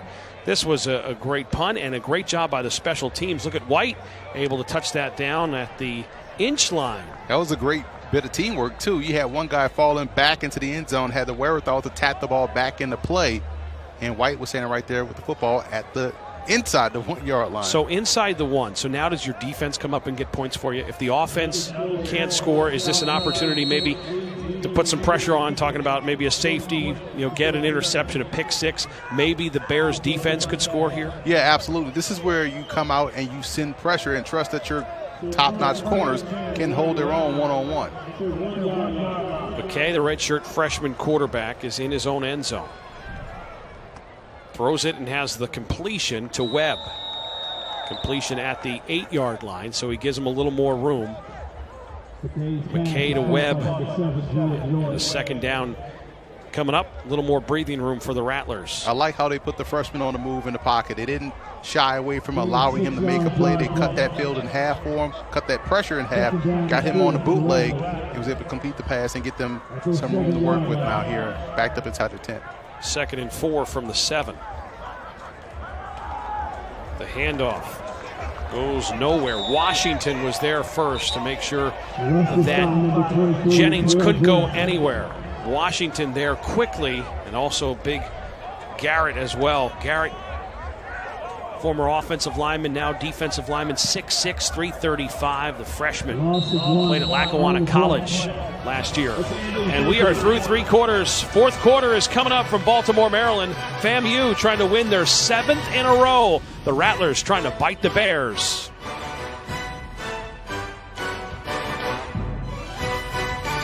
Flashlight on.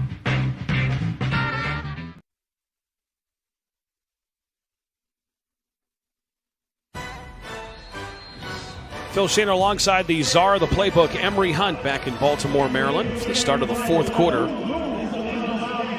3rd down for FAMU. Okay.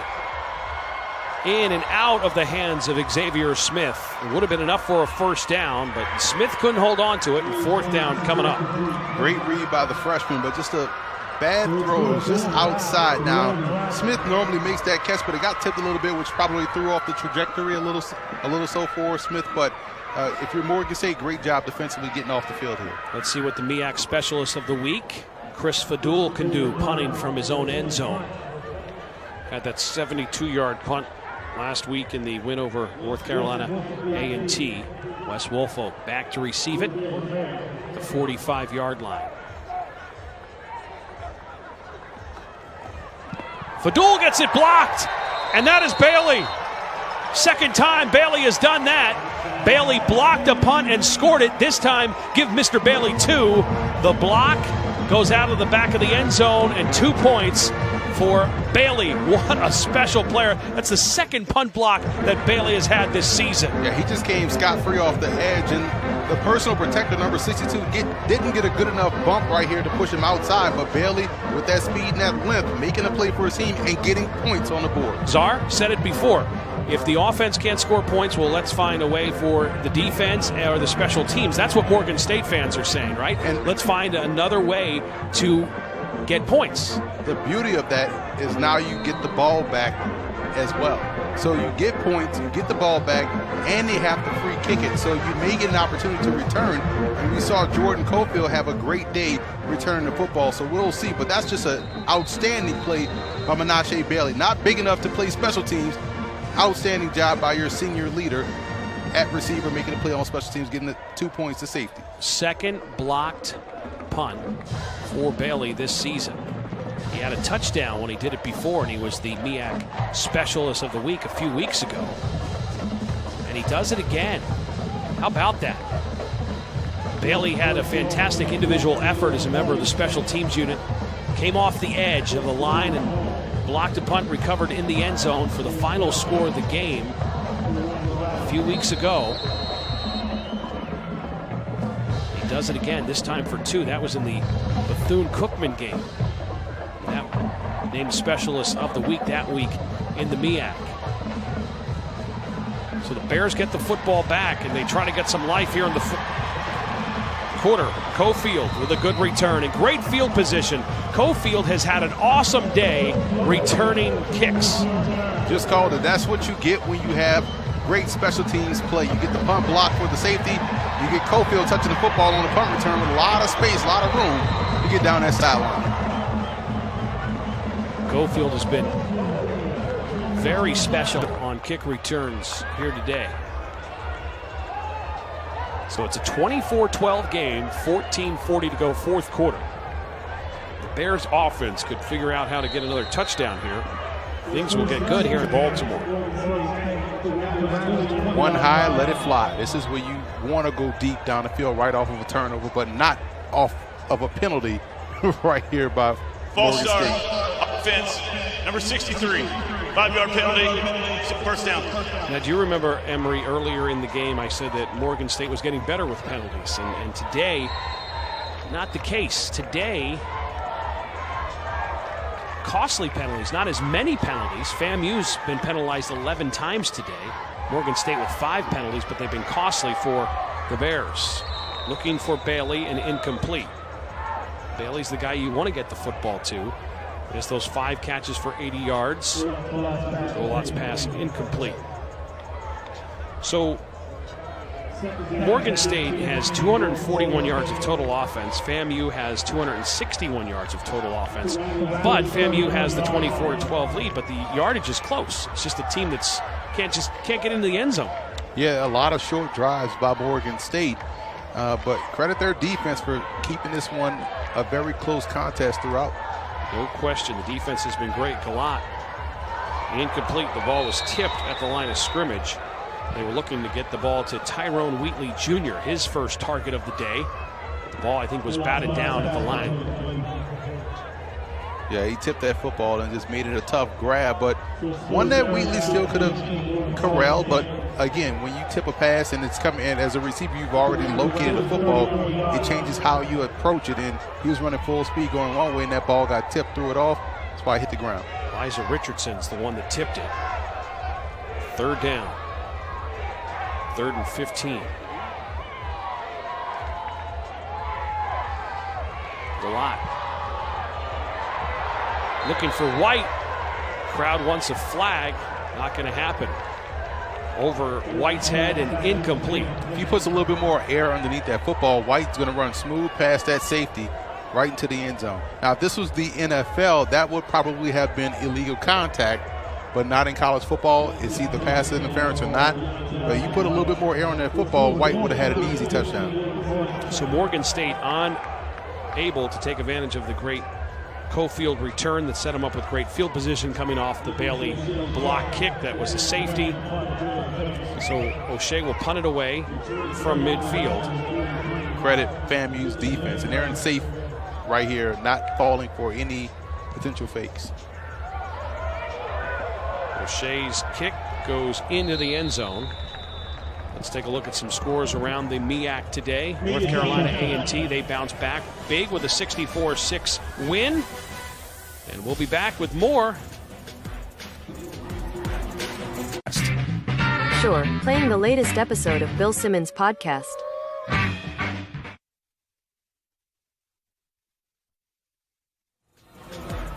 FAMU looking to rattle off their 7th consecutive victory.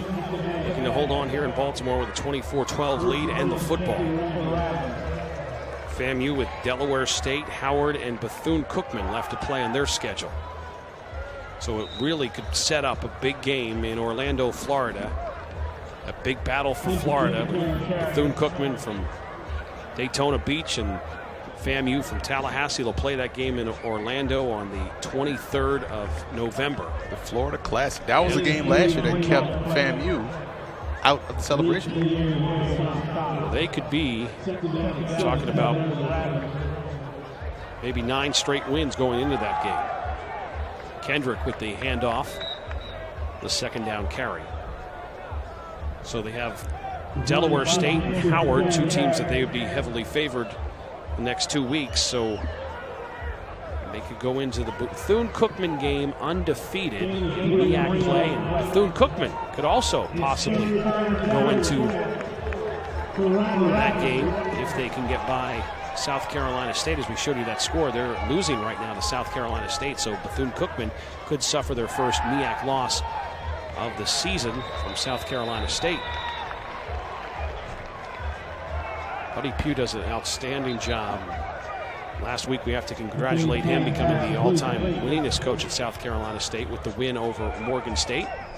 It's one of the true great guys in the game. The dean of MEAC football. Absolutely. One of the guys that's been around the longest as far as the coaching ranks, because really in the MEAC there's been so many coaching changes. I mean, every year the last few years it seems like, even here at Morgan, 5 different head coaches in 7 years, and some of the other programs, same thing. A lot of different head coaches come and go the last couple of years in the MEAC, but not Buddy Pugh down in South Carolina State. Kendrick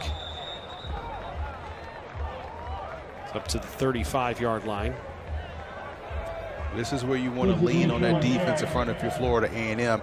Start to chew up that clock and feed those backs. You see right here, great job up front, allowing the back to get to the corner. Just a nice open field tackle right there by your cornerback, number 26, Marquise Thorns, who has an interception in this ball game.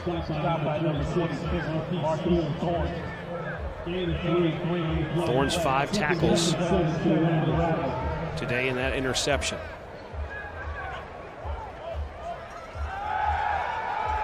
Pressure coming.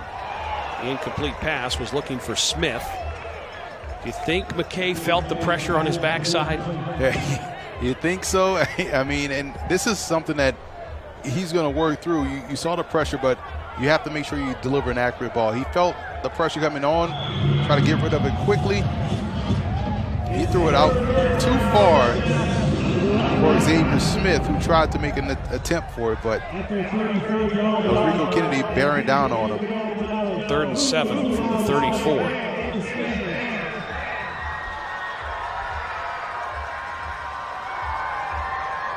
Pressure. McKay steps up, is going to run, and then gets hit, and gets hit again. Pinball machine type hitting there by the Morgan State defense, and Rico Kennedy was one that was in there, and then he kind of set up Dindo, who kind of finished him off on the pinball hit of the redshirt freshman McKay. Yeah, he was caught in between a rock and a hard place in that one. He didn't know if he wanted to slide or turn around, and he got hit and spun around right to a defensive lineman. So I'm pretty sure the next time he decides to take off, we'll see a slide, a nice hook slide by your redshirt freshman.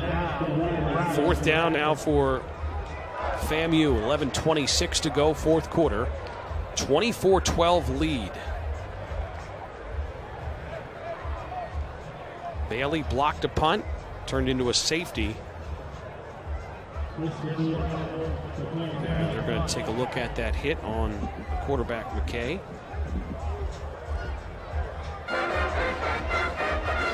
So the only scoring here in the second half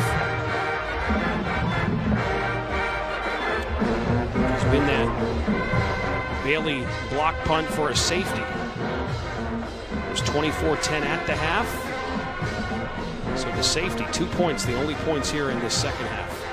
Florida A&M averaging 31 points a game.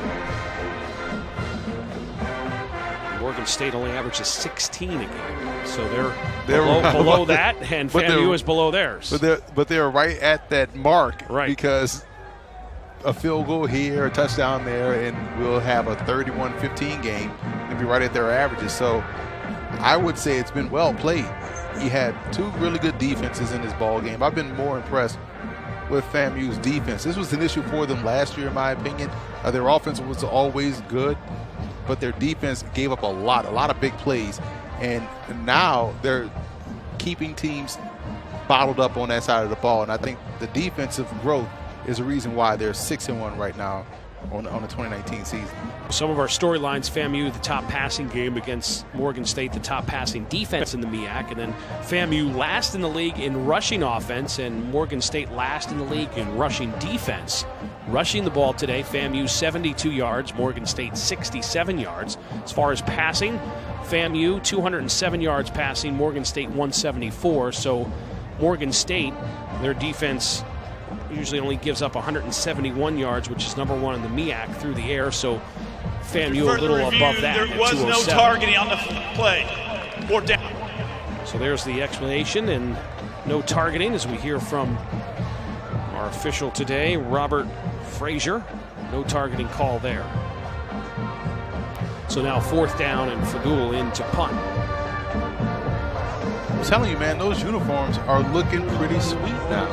You didn't like them at first. At first, I didn't like them, but they're growing on me. I can't tell what the texture is of them, but it looks pretty sweet. I didn't like your blazer when I first saw it today either. It's starting to grow on me. Fake punt. How about that? Goes for a 1st down and a lot more. The Rattlers call a fake punt. They got one blocked before.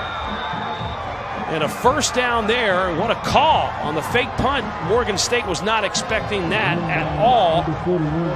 And Grimes, Dale Grimes, is the one that takes it. Great job by Fadul to sell it, and Grimes takes off and gets the 1st down for FAMU. The old Grimes looks like one of those old school tailbacks, 6'1", 225, just rambling through the defense. And heads up call right there, because Coach Simmons understands that he has an opportunity to deliver the knockout blow, and why not take a chance with your offense doing a great job of moving the football, and your defense being able to stop it if you don't convert. So they have an opportunity here to put the death knell in this Morgan State defense. The fake punt works perfectly for FAMU, and they keep the football and have the lead and run some more clock.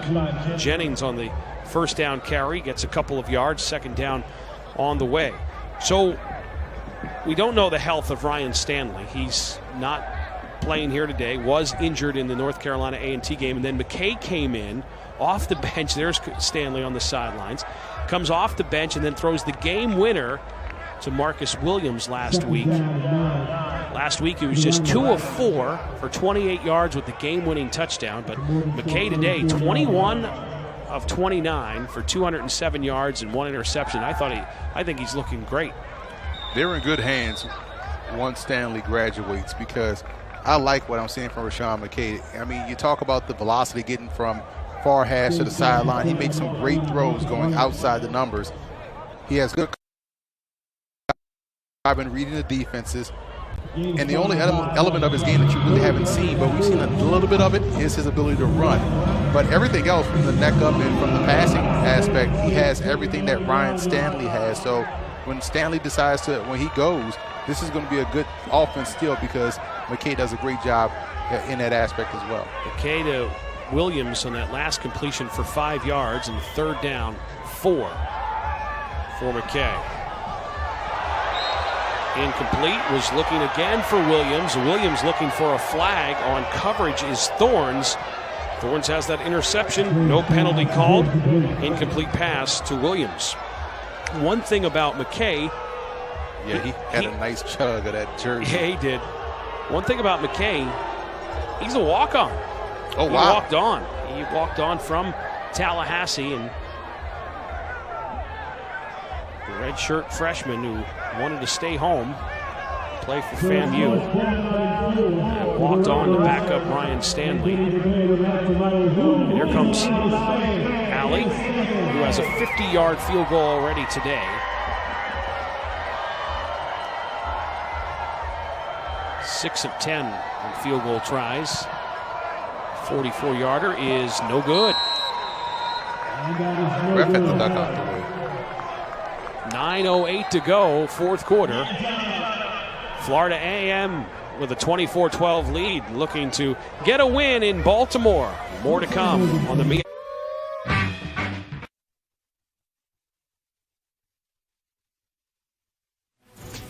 Ridge Perry was able to get his mitts on that field goal attempt by Ali. That was no good. Now Morgan State has the football back with some work to do, with 9:08 to go in the 4th quarter, down 24-12. Ball's intercepted, picked off, and on the return, and that is something you don't want to see for FAMU. They were trying to get things going and land with the interception. That's his first pick of the season. The 6'4" redshirt freshman from Longingville, Georgia, comes up with the interception. Yeah, they list him as a defensive end, but he dropped back like a linebacker and got into that hook the curl zone pretty fluidly and found himself the football. It was right to him. Yeah, he got right back upfield. So good awareness, good technique, and great hands by Isaiah After Lane. the interception, personal foul, unnecessary roughness, receiving team, defense, number 90. They'll retain possession of the ball. 15-yard penalty from the end of first down. So Land with his first interception of the season. It's FAMU's 10th of the season. They're second in the MEAC in interceptions. They're a +6 on turnover ratio, is the FAMU defense. DJ Galat throws his 5th interception of the season. Or Harris with the pick. So hasn't been effective. Harris intercepted. Interception number 8 of the season for Harris. Well, that's the thing. You bring Galat in for majority of the 3rd and 4th quarter. Now you bring in Harris cold in the second half, and he throws an interception. And look what happens, right? The interception. Ball is caught by Webb. 9-yard pickup, 2nd and 1 coming up. The quick release by McKay to George Webb. McKay was a little bit aggressive there. He went for George Webb, but had Devon Kendrick wide open in the flat, but he chose a tougher throw. He was able to fire that football in there, and that's what we're talking about when we're saying the arm strength. He was able to get from far hash to the sideline. 2nd and 1 for the 9-yard pass completion. McKay to Webb. McKay McKay has the completion, caught by Xavier Smith. Smith with the grab. Smith's 5th catch of the game. FAMU is looking for points here. 8:10 to go in the 4th quarter, looking to build to their 24-12 lead. Handoff to Kendrick. Kendrick gets to the 10-yard line where he is stopped. Watch this dart, and this is a quick release and a fireball in between 2 defenders. Again, great catch by Xavier Smith, though, but that's what arm strength can do to you, or do for you. It shrinks the field. It forces defensive backs to anticipate and maybe tip their hand a little bit in coverage, because if you can put the ball in those tight windows, you really shrink the field for your offense. Smith, 5 catches, 68 yards. 54 catches on the season for the leading receiver in the MEAC. 3rd sack of the day. Washington had a sack last week, has another one. This is a FAMU team that has only been, their quarterback's only been sacked 5 times today. 3 sacks for the Morgan State defense. Morgan State's defense only with 10 sacks this season. Only Howard had less sacks with 6 coming in. And how about Morgan State's D? Comes up with 3 big sacks today. And what they did there was great defensively, because they tried to influence a bad decision. They was going to fall off, that corner was going to fall off in the end zone. They were daring him to throw that corner out in the far corner. He didn't do it. He held that football, which allowed the pressure to get back to him for the sack. 3rd and 18 for McKay. A lot of contact down at the 1-yard line. His 10th receiver was Webb. He was covered by Thorns and incomplete. 4th down coming up now for the Rattlers. Yeah, that looks like incidental contact right there. Both guys just going for the football. That was a bad decision right there by your quarterback, throwing it in between 3 defenders. But setting up them in good situations here, because they're going to be able to attempt 3. Once again, pushing his lead perhaps to 27-12. Ali coming in and missed a field goal. I'll see what he can do. Allah, 36-yard field goal attempt. Allah's kick, no good. McBurrow, Washington Warrior each have sacks today. 3 sacks for the Morgan State defense, now 13 sacks on the season. So they were able to get after the FAMU quarterback, something that most teams couldn't do over the first 6-7 games of this season. Going into last week's game, they only gave up 3 sacks. And there's a timeout on the field with 6:43 to go. FAMU has a 24-12 lead.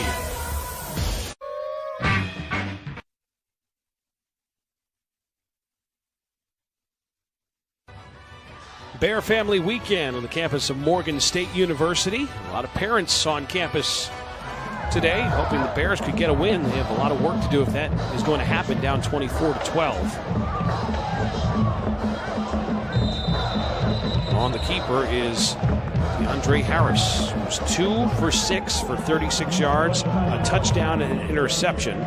Both Galat and Harris have both played. Galat 11 of 25 for 138, and Harris 2 of 6 for 36 yards, an interception and a touchdown. And Morgan State's trying to play with a little tempo now, picking up the speed of their offense. Bailey with the catch. Bailey has the first down. Bailey's 6th catch of the day. So now 5 straight games, Bailey's had at least 6 catches. Get the ball to your best playmakers. When you're down, you think players, not plays. And that's what we're seeing Morgan State do right here on this series. Bailey 90 receiving yards, looking for his 4th game with 100 yards receiving. White with the catch on the first down throw up to the 43-yard line. So Morgan State has to pick up the tempo offensively, and they need to score here with the clock running at 5:42 in the 4th quarter. 5-yard pickup on that White pass play. Harris, the incomplete, was looking for Tyrone Wheatley Jr., and also White was there as well. 2 attended targets by DeAndre. Yeah, he tried to get the tight end down the seam, but ended up throwing in between both the tight end and White. White was probably a little bit more open. Had he waited, he would have had an opportunity to hit the deep ball down the middle. I want to see Tyrone Wheatley get a catch because I want to see who's going to tackle him. He's big. Exactly. He's a big guy, man. He's all of what they list him, 6'6", 265. Think about that. His father was around that size, and he was a running back. And we talked about that earlier in the year, that they don't have you don't have those type of big, huge running backs like Tyrone Wheatley was. And of course, Tyrone, with his playing experience with Michigan, and then he played in the NFL with the Giants and the Raiders. They just don't make backs quite as big as they do Tyrone Wheatley, and his son is a big tight end. There's Coach Wheatley on the sidelines. Well, they do make backs Wheatley's size. They're now just playing outside linebacker. Exactly. You know, so guys, the game has changed. He spoke about that. Game has changed where you have those strong safeties playing outside linebackers playing defensive ends. Big backs like that are maybe playing tight end or maybe playing on the defensive side of the football. Just the way the game has changed, become more of a speed game, and you're putting speed on the field, but you're sacrificing the size at certain positions. 3rd and 5 for the Bears.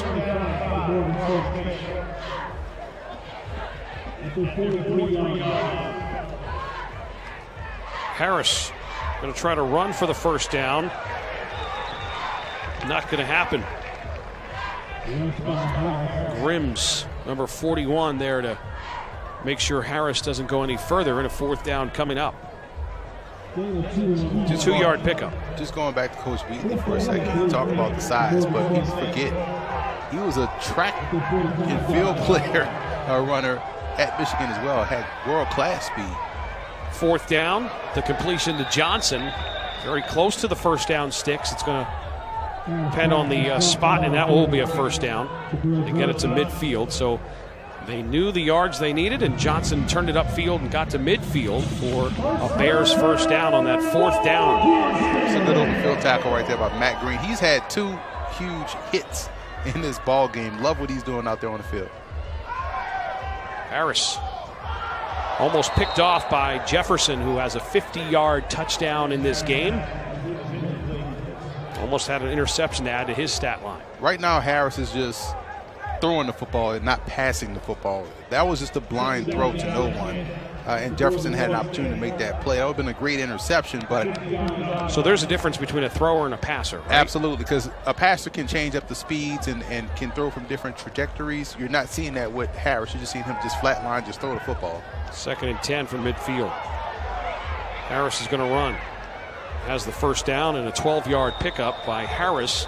That moves the chains and moves Morgan State up the field, but they need to pick up the tempo. 4:29 to go. Good decision right there. Just not force a throw, tuck it and run, and pick up the first down, move the sticks.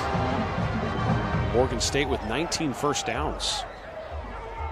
That was an area they've have struggled with earlier in the year.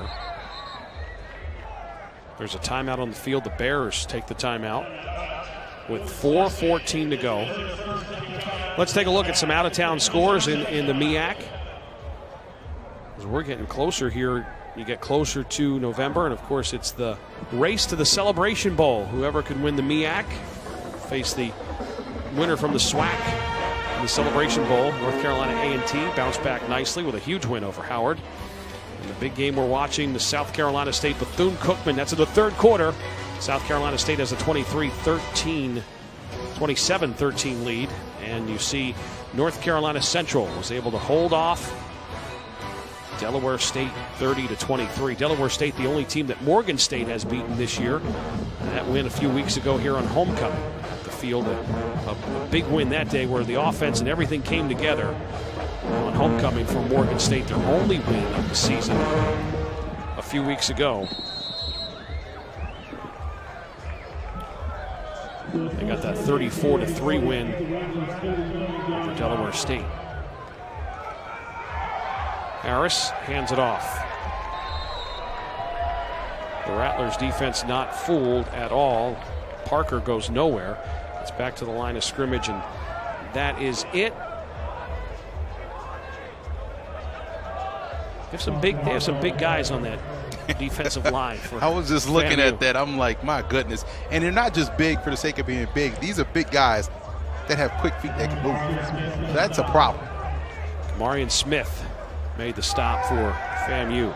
Harris airs it out, incomplete. He's looking for Bailey. Williams was on coverage. Bailey tried his hardest to get on his horse, but it's a little bit too far for him. 3rd and 12 here, and he tried the deep shot to Bailey. You want to try to find something shallow and cut this 4th down attempt in half. Here's the 3rd down. Harris firing over the head of White. White was able to get top of his hand on it, and that was it.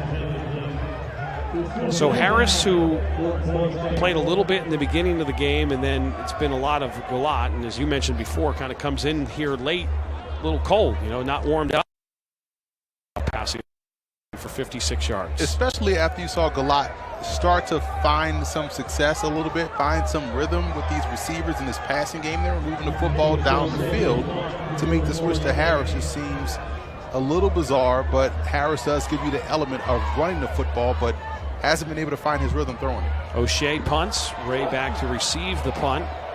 Ball takes a bounce at the 3-yard line, and Morgan State tries to save it inbounds again, and that's the 2nd time they have done that this game. The special teams have something special. That's the 2nd time they were able to put it down at the inch line on the O'Shea punt. So both Fadul and O'Shea, the 2 punters in this game, have been pretty good, and then make plays like that to save it inbounds is nice. Yeah, and you're getting great inspired play by your special teams unit, so that part of your team is working. If you're Coach Tyrone Wheatley, your defense has done a solid job so far in this ball game, throughout this ball game, to be honest, so that's a positive. Your offense just hasn't been able to find rhythm, but fantastic job by the special teams unit getting that ball back in play and then downing it inside the 1-yard line. So we'll see how aggressive they are inside the 1 on his first attempt. FAMU looking to win their 7th straight game and go to 5-0 in MEAC play.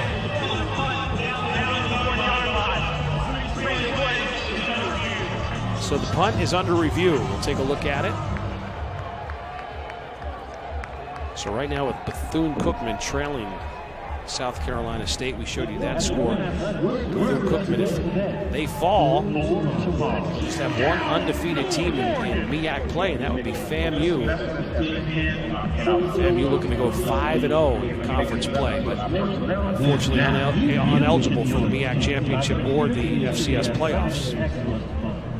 But it's a good building block for this program because, again, you want to restore the Rattler strike, if you want to say that for this program. This is one of the Tiffany programs in the FCS and one of the Tiffany programs in the HBCU ranks. And you want to have FAMU get back on the national map. So even though they can't do anything for the postseason this year, it's a strong building block for them for the future because best believe these high school recruits are seeing the success that they're having, and they're going to want to start to go to FAMU. So any success on the field can translate elsewhere in your program. So good for those guys to compete well, even though there's something to technically play for, but pride, they're showing a lot of pride, and that's why they're 6-1 on the season.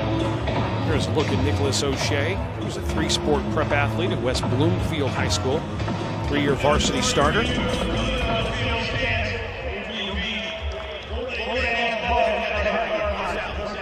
So a great job by Morgan State special teams. Good punt by O'Shea. Good punt by his cover guys to be able to down it there.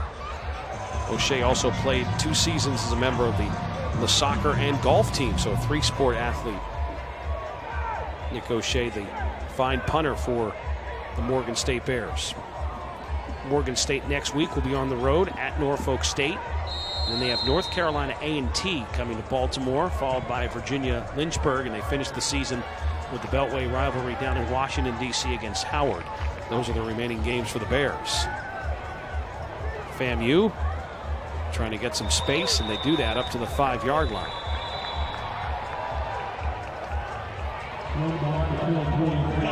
On the run by Jennings. Morgan State takes a timeout. after the first down carry by Jennings. 5-yard pickup, 2nd and 5 on the way for the Rattlers.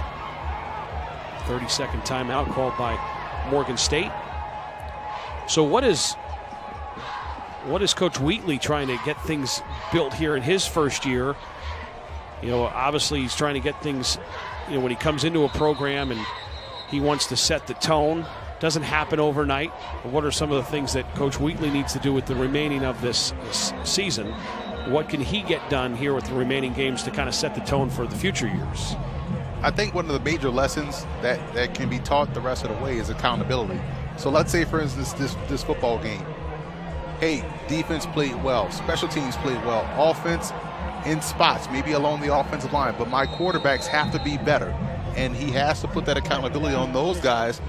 So therefore, those guys can make the necessary adjustments to get better to join the rest of the team that is playing well. So if that happens, then you're doing the right things as a coach. You're building a good foundation of accountability. And if guys are held accountable for their actions on the field, then everything else is going to take care of itself, because you're recruiting good players. These are very talented players on Morgan State's squad. But right now, the accountability may not be there, or may not be what it should be. And there you take a look at the schedule next week at Norfolk State. That could be a winnable game for them. And then North Carolina A&T comes to town.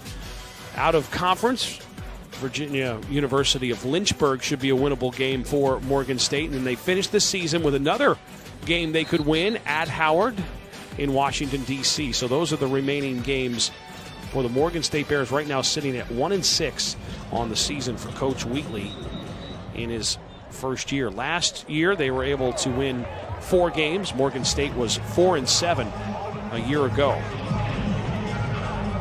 Don't forget about FAMU last year. They finished the season last year 6-5, but they were 5-0 at one point. They were 5-2 in MEAC play. The Rattlers capped the season on a 3-game losing streak last year, including the 33-19 loss to Bethune-Cookman in the Florida Classic. So we had them last season at Howard when they were rolling. Yeah. And all the things, and things kind of fell apart for them after that early start. They could have wrapped up the Celebration Bowl that game. On the run, Jennings has a huge hold. Jennings knocked out of bounds at the 29-yard line. Now he's a freshman. He broke out to the outside. You see him kicking himself right there. You can see right here, great job by number 70 getting that seal block. And he's off to the races, but should have cut back inside, kept the clock moving. Last year, this is hard to believe, Emery. Last year, the 6-5 season for Coach Simmons under his first year, that was FAMU's first winning season since 2010. Wow. For a very proud program, as I mentioned, the 1978 FCS National Champs, 13 Black College Football National Champions, and they won the MEAC in 82 and 98. They want to get back to that. False start, offense, number 89. 5-yard penalty, first down. And one thing about the Rattlers and the Rattler Nation, their fan base travels. Oh my goodness, do they? That's all I saw in the hotel last night was orange and green. They do a great job of following their team, and they have huge crowds down in Tallahassee. And there you see some of the FAMU fans that have made the trip to Baltimore, Maryland to watch their Rattlers, who are looking to win their 7th straight game and stay undefeated in MEAC play. Jennings just running the clock. 2 minutes left in this game. So Florida A&M comes to Baltimore and wins their 7 straight games, 7-1 to start this season. Morgan State falls to 1-7 on the year. This is year 2 of the system for Willie Simmons. Year 3 may be even better than what we're seeing here for a team that's going to be 7-1 by the end of this game here. Just impressed with what they can do up front. Impressed defensively with how they smother the football. They got length in the secondary, and they can run the football. And they're using a lot of freshmen now in this ball game. So those guys are getting experience, and those guys will be ready to play come next year. Tackle for a loss there. So McKay in relief for Ryan Stanley, who wasn't able to play today. McKay, 24 of 34, 241 yards, a touchdown, and an interception. Xavier Smith, 5 catches, 68 yards. Young had 4 catches for 54. Webb had 6 catches for 50 yards today. So those are some of the star numbers for the FAMU Rattlers. As far on the other side, Morgan State, Bailey 6 catches, 90 yards. Total offense 358 for FAMU, 280 for Morgan State. The final 30 seconds of this game. So FAMU will go back to Tallahassee, Florida with a big 24-12 win over the Morgan State Bears.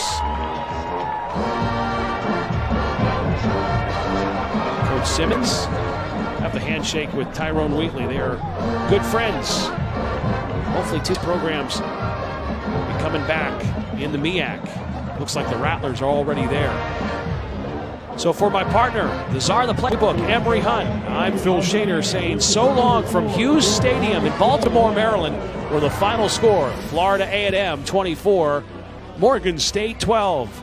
This is the MEAC Digital Network on ESPN. All games airing on ESPN networks are streamed live and archived on the ESPN app. This has been a presentation of ESPN.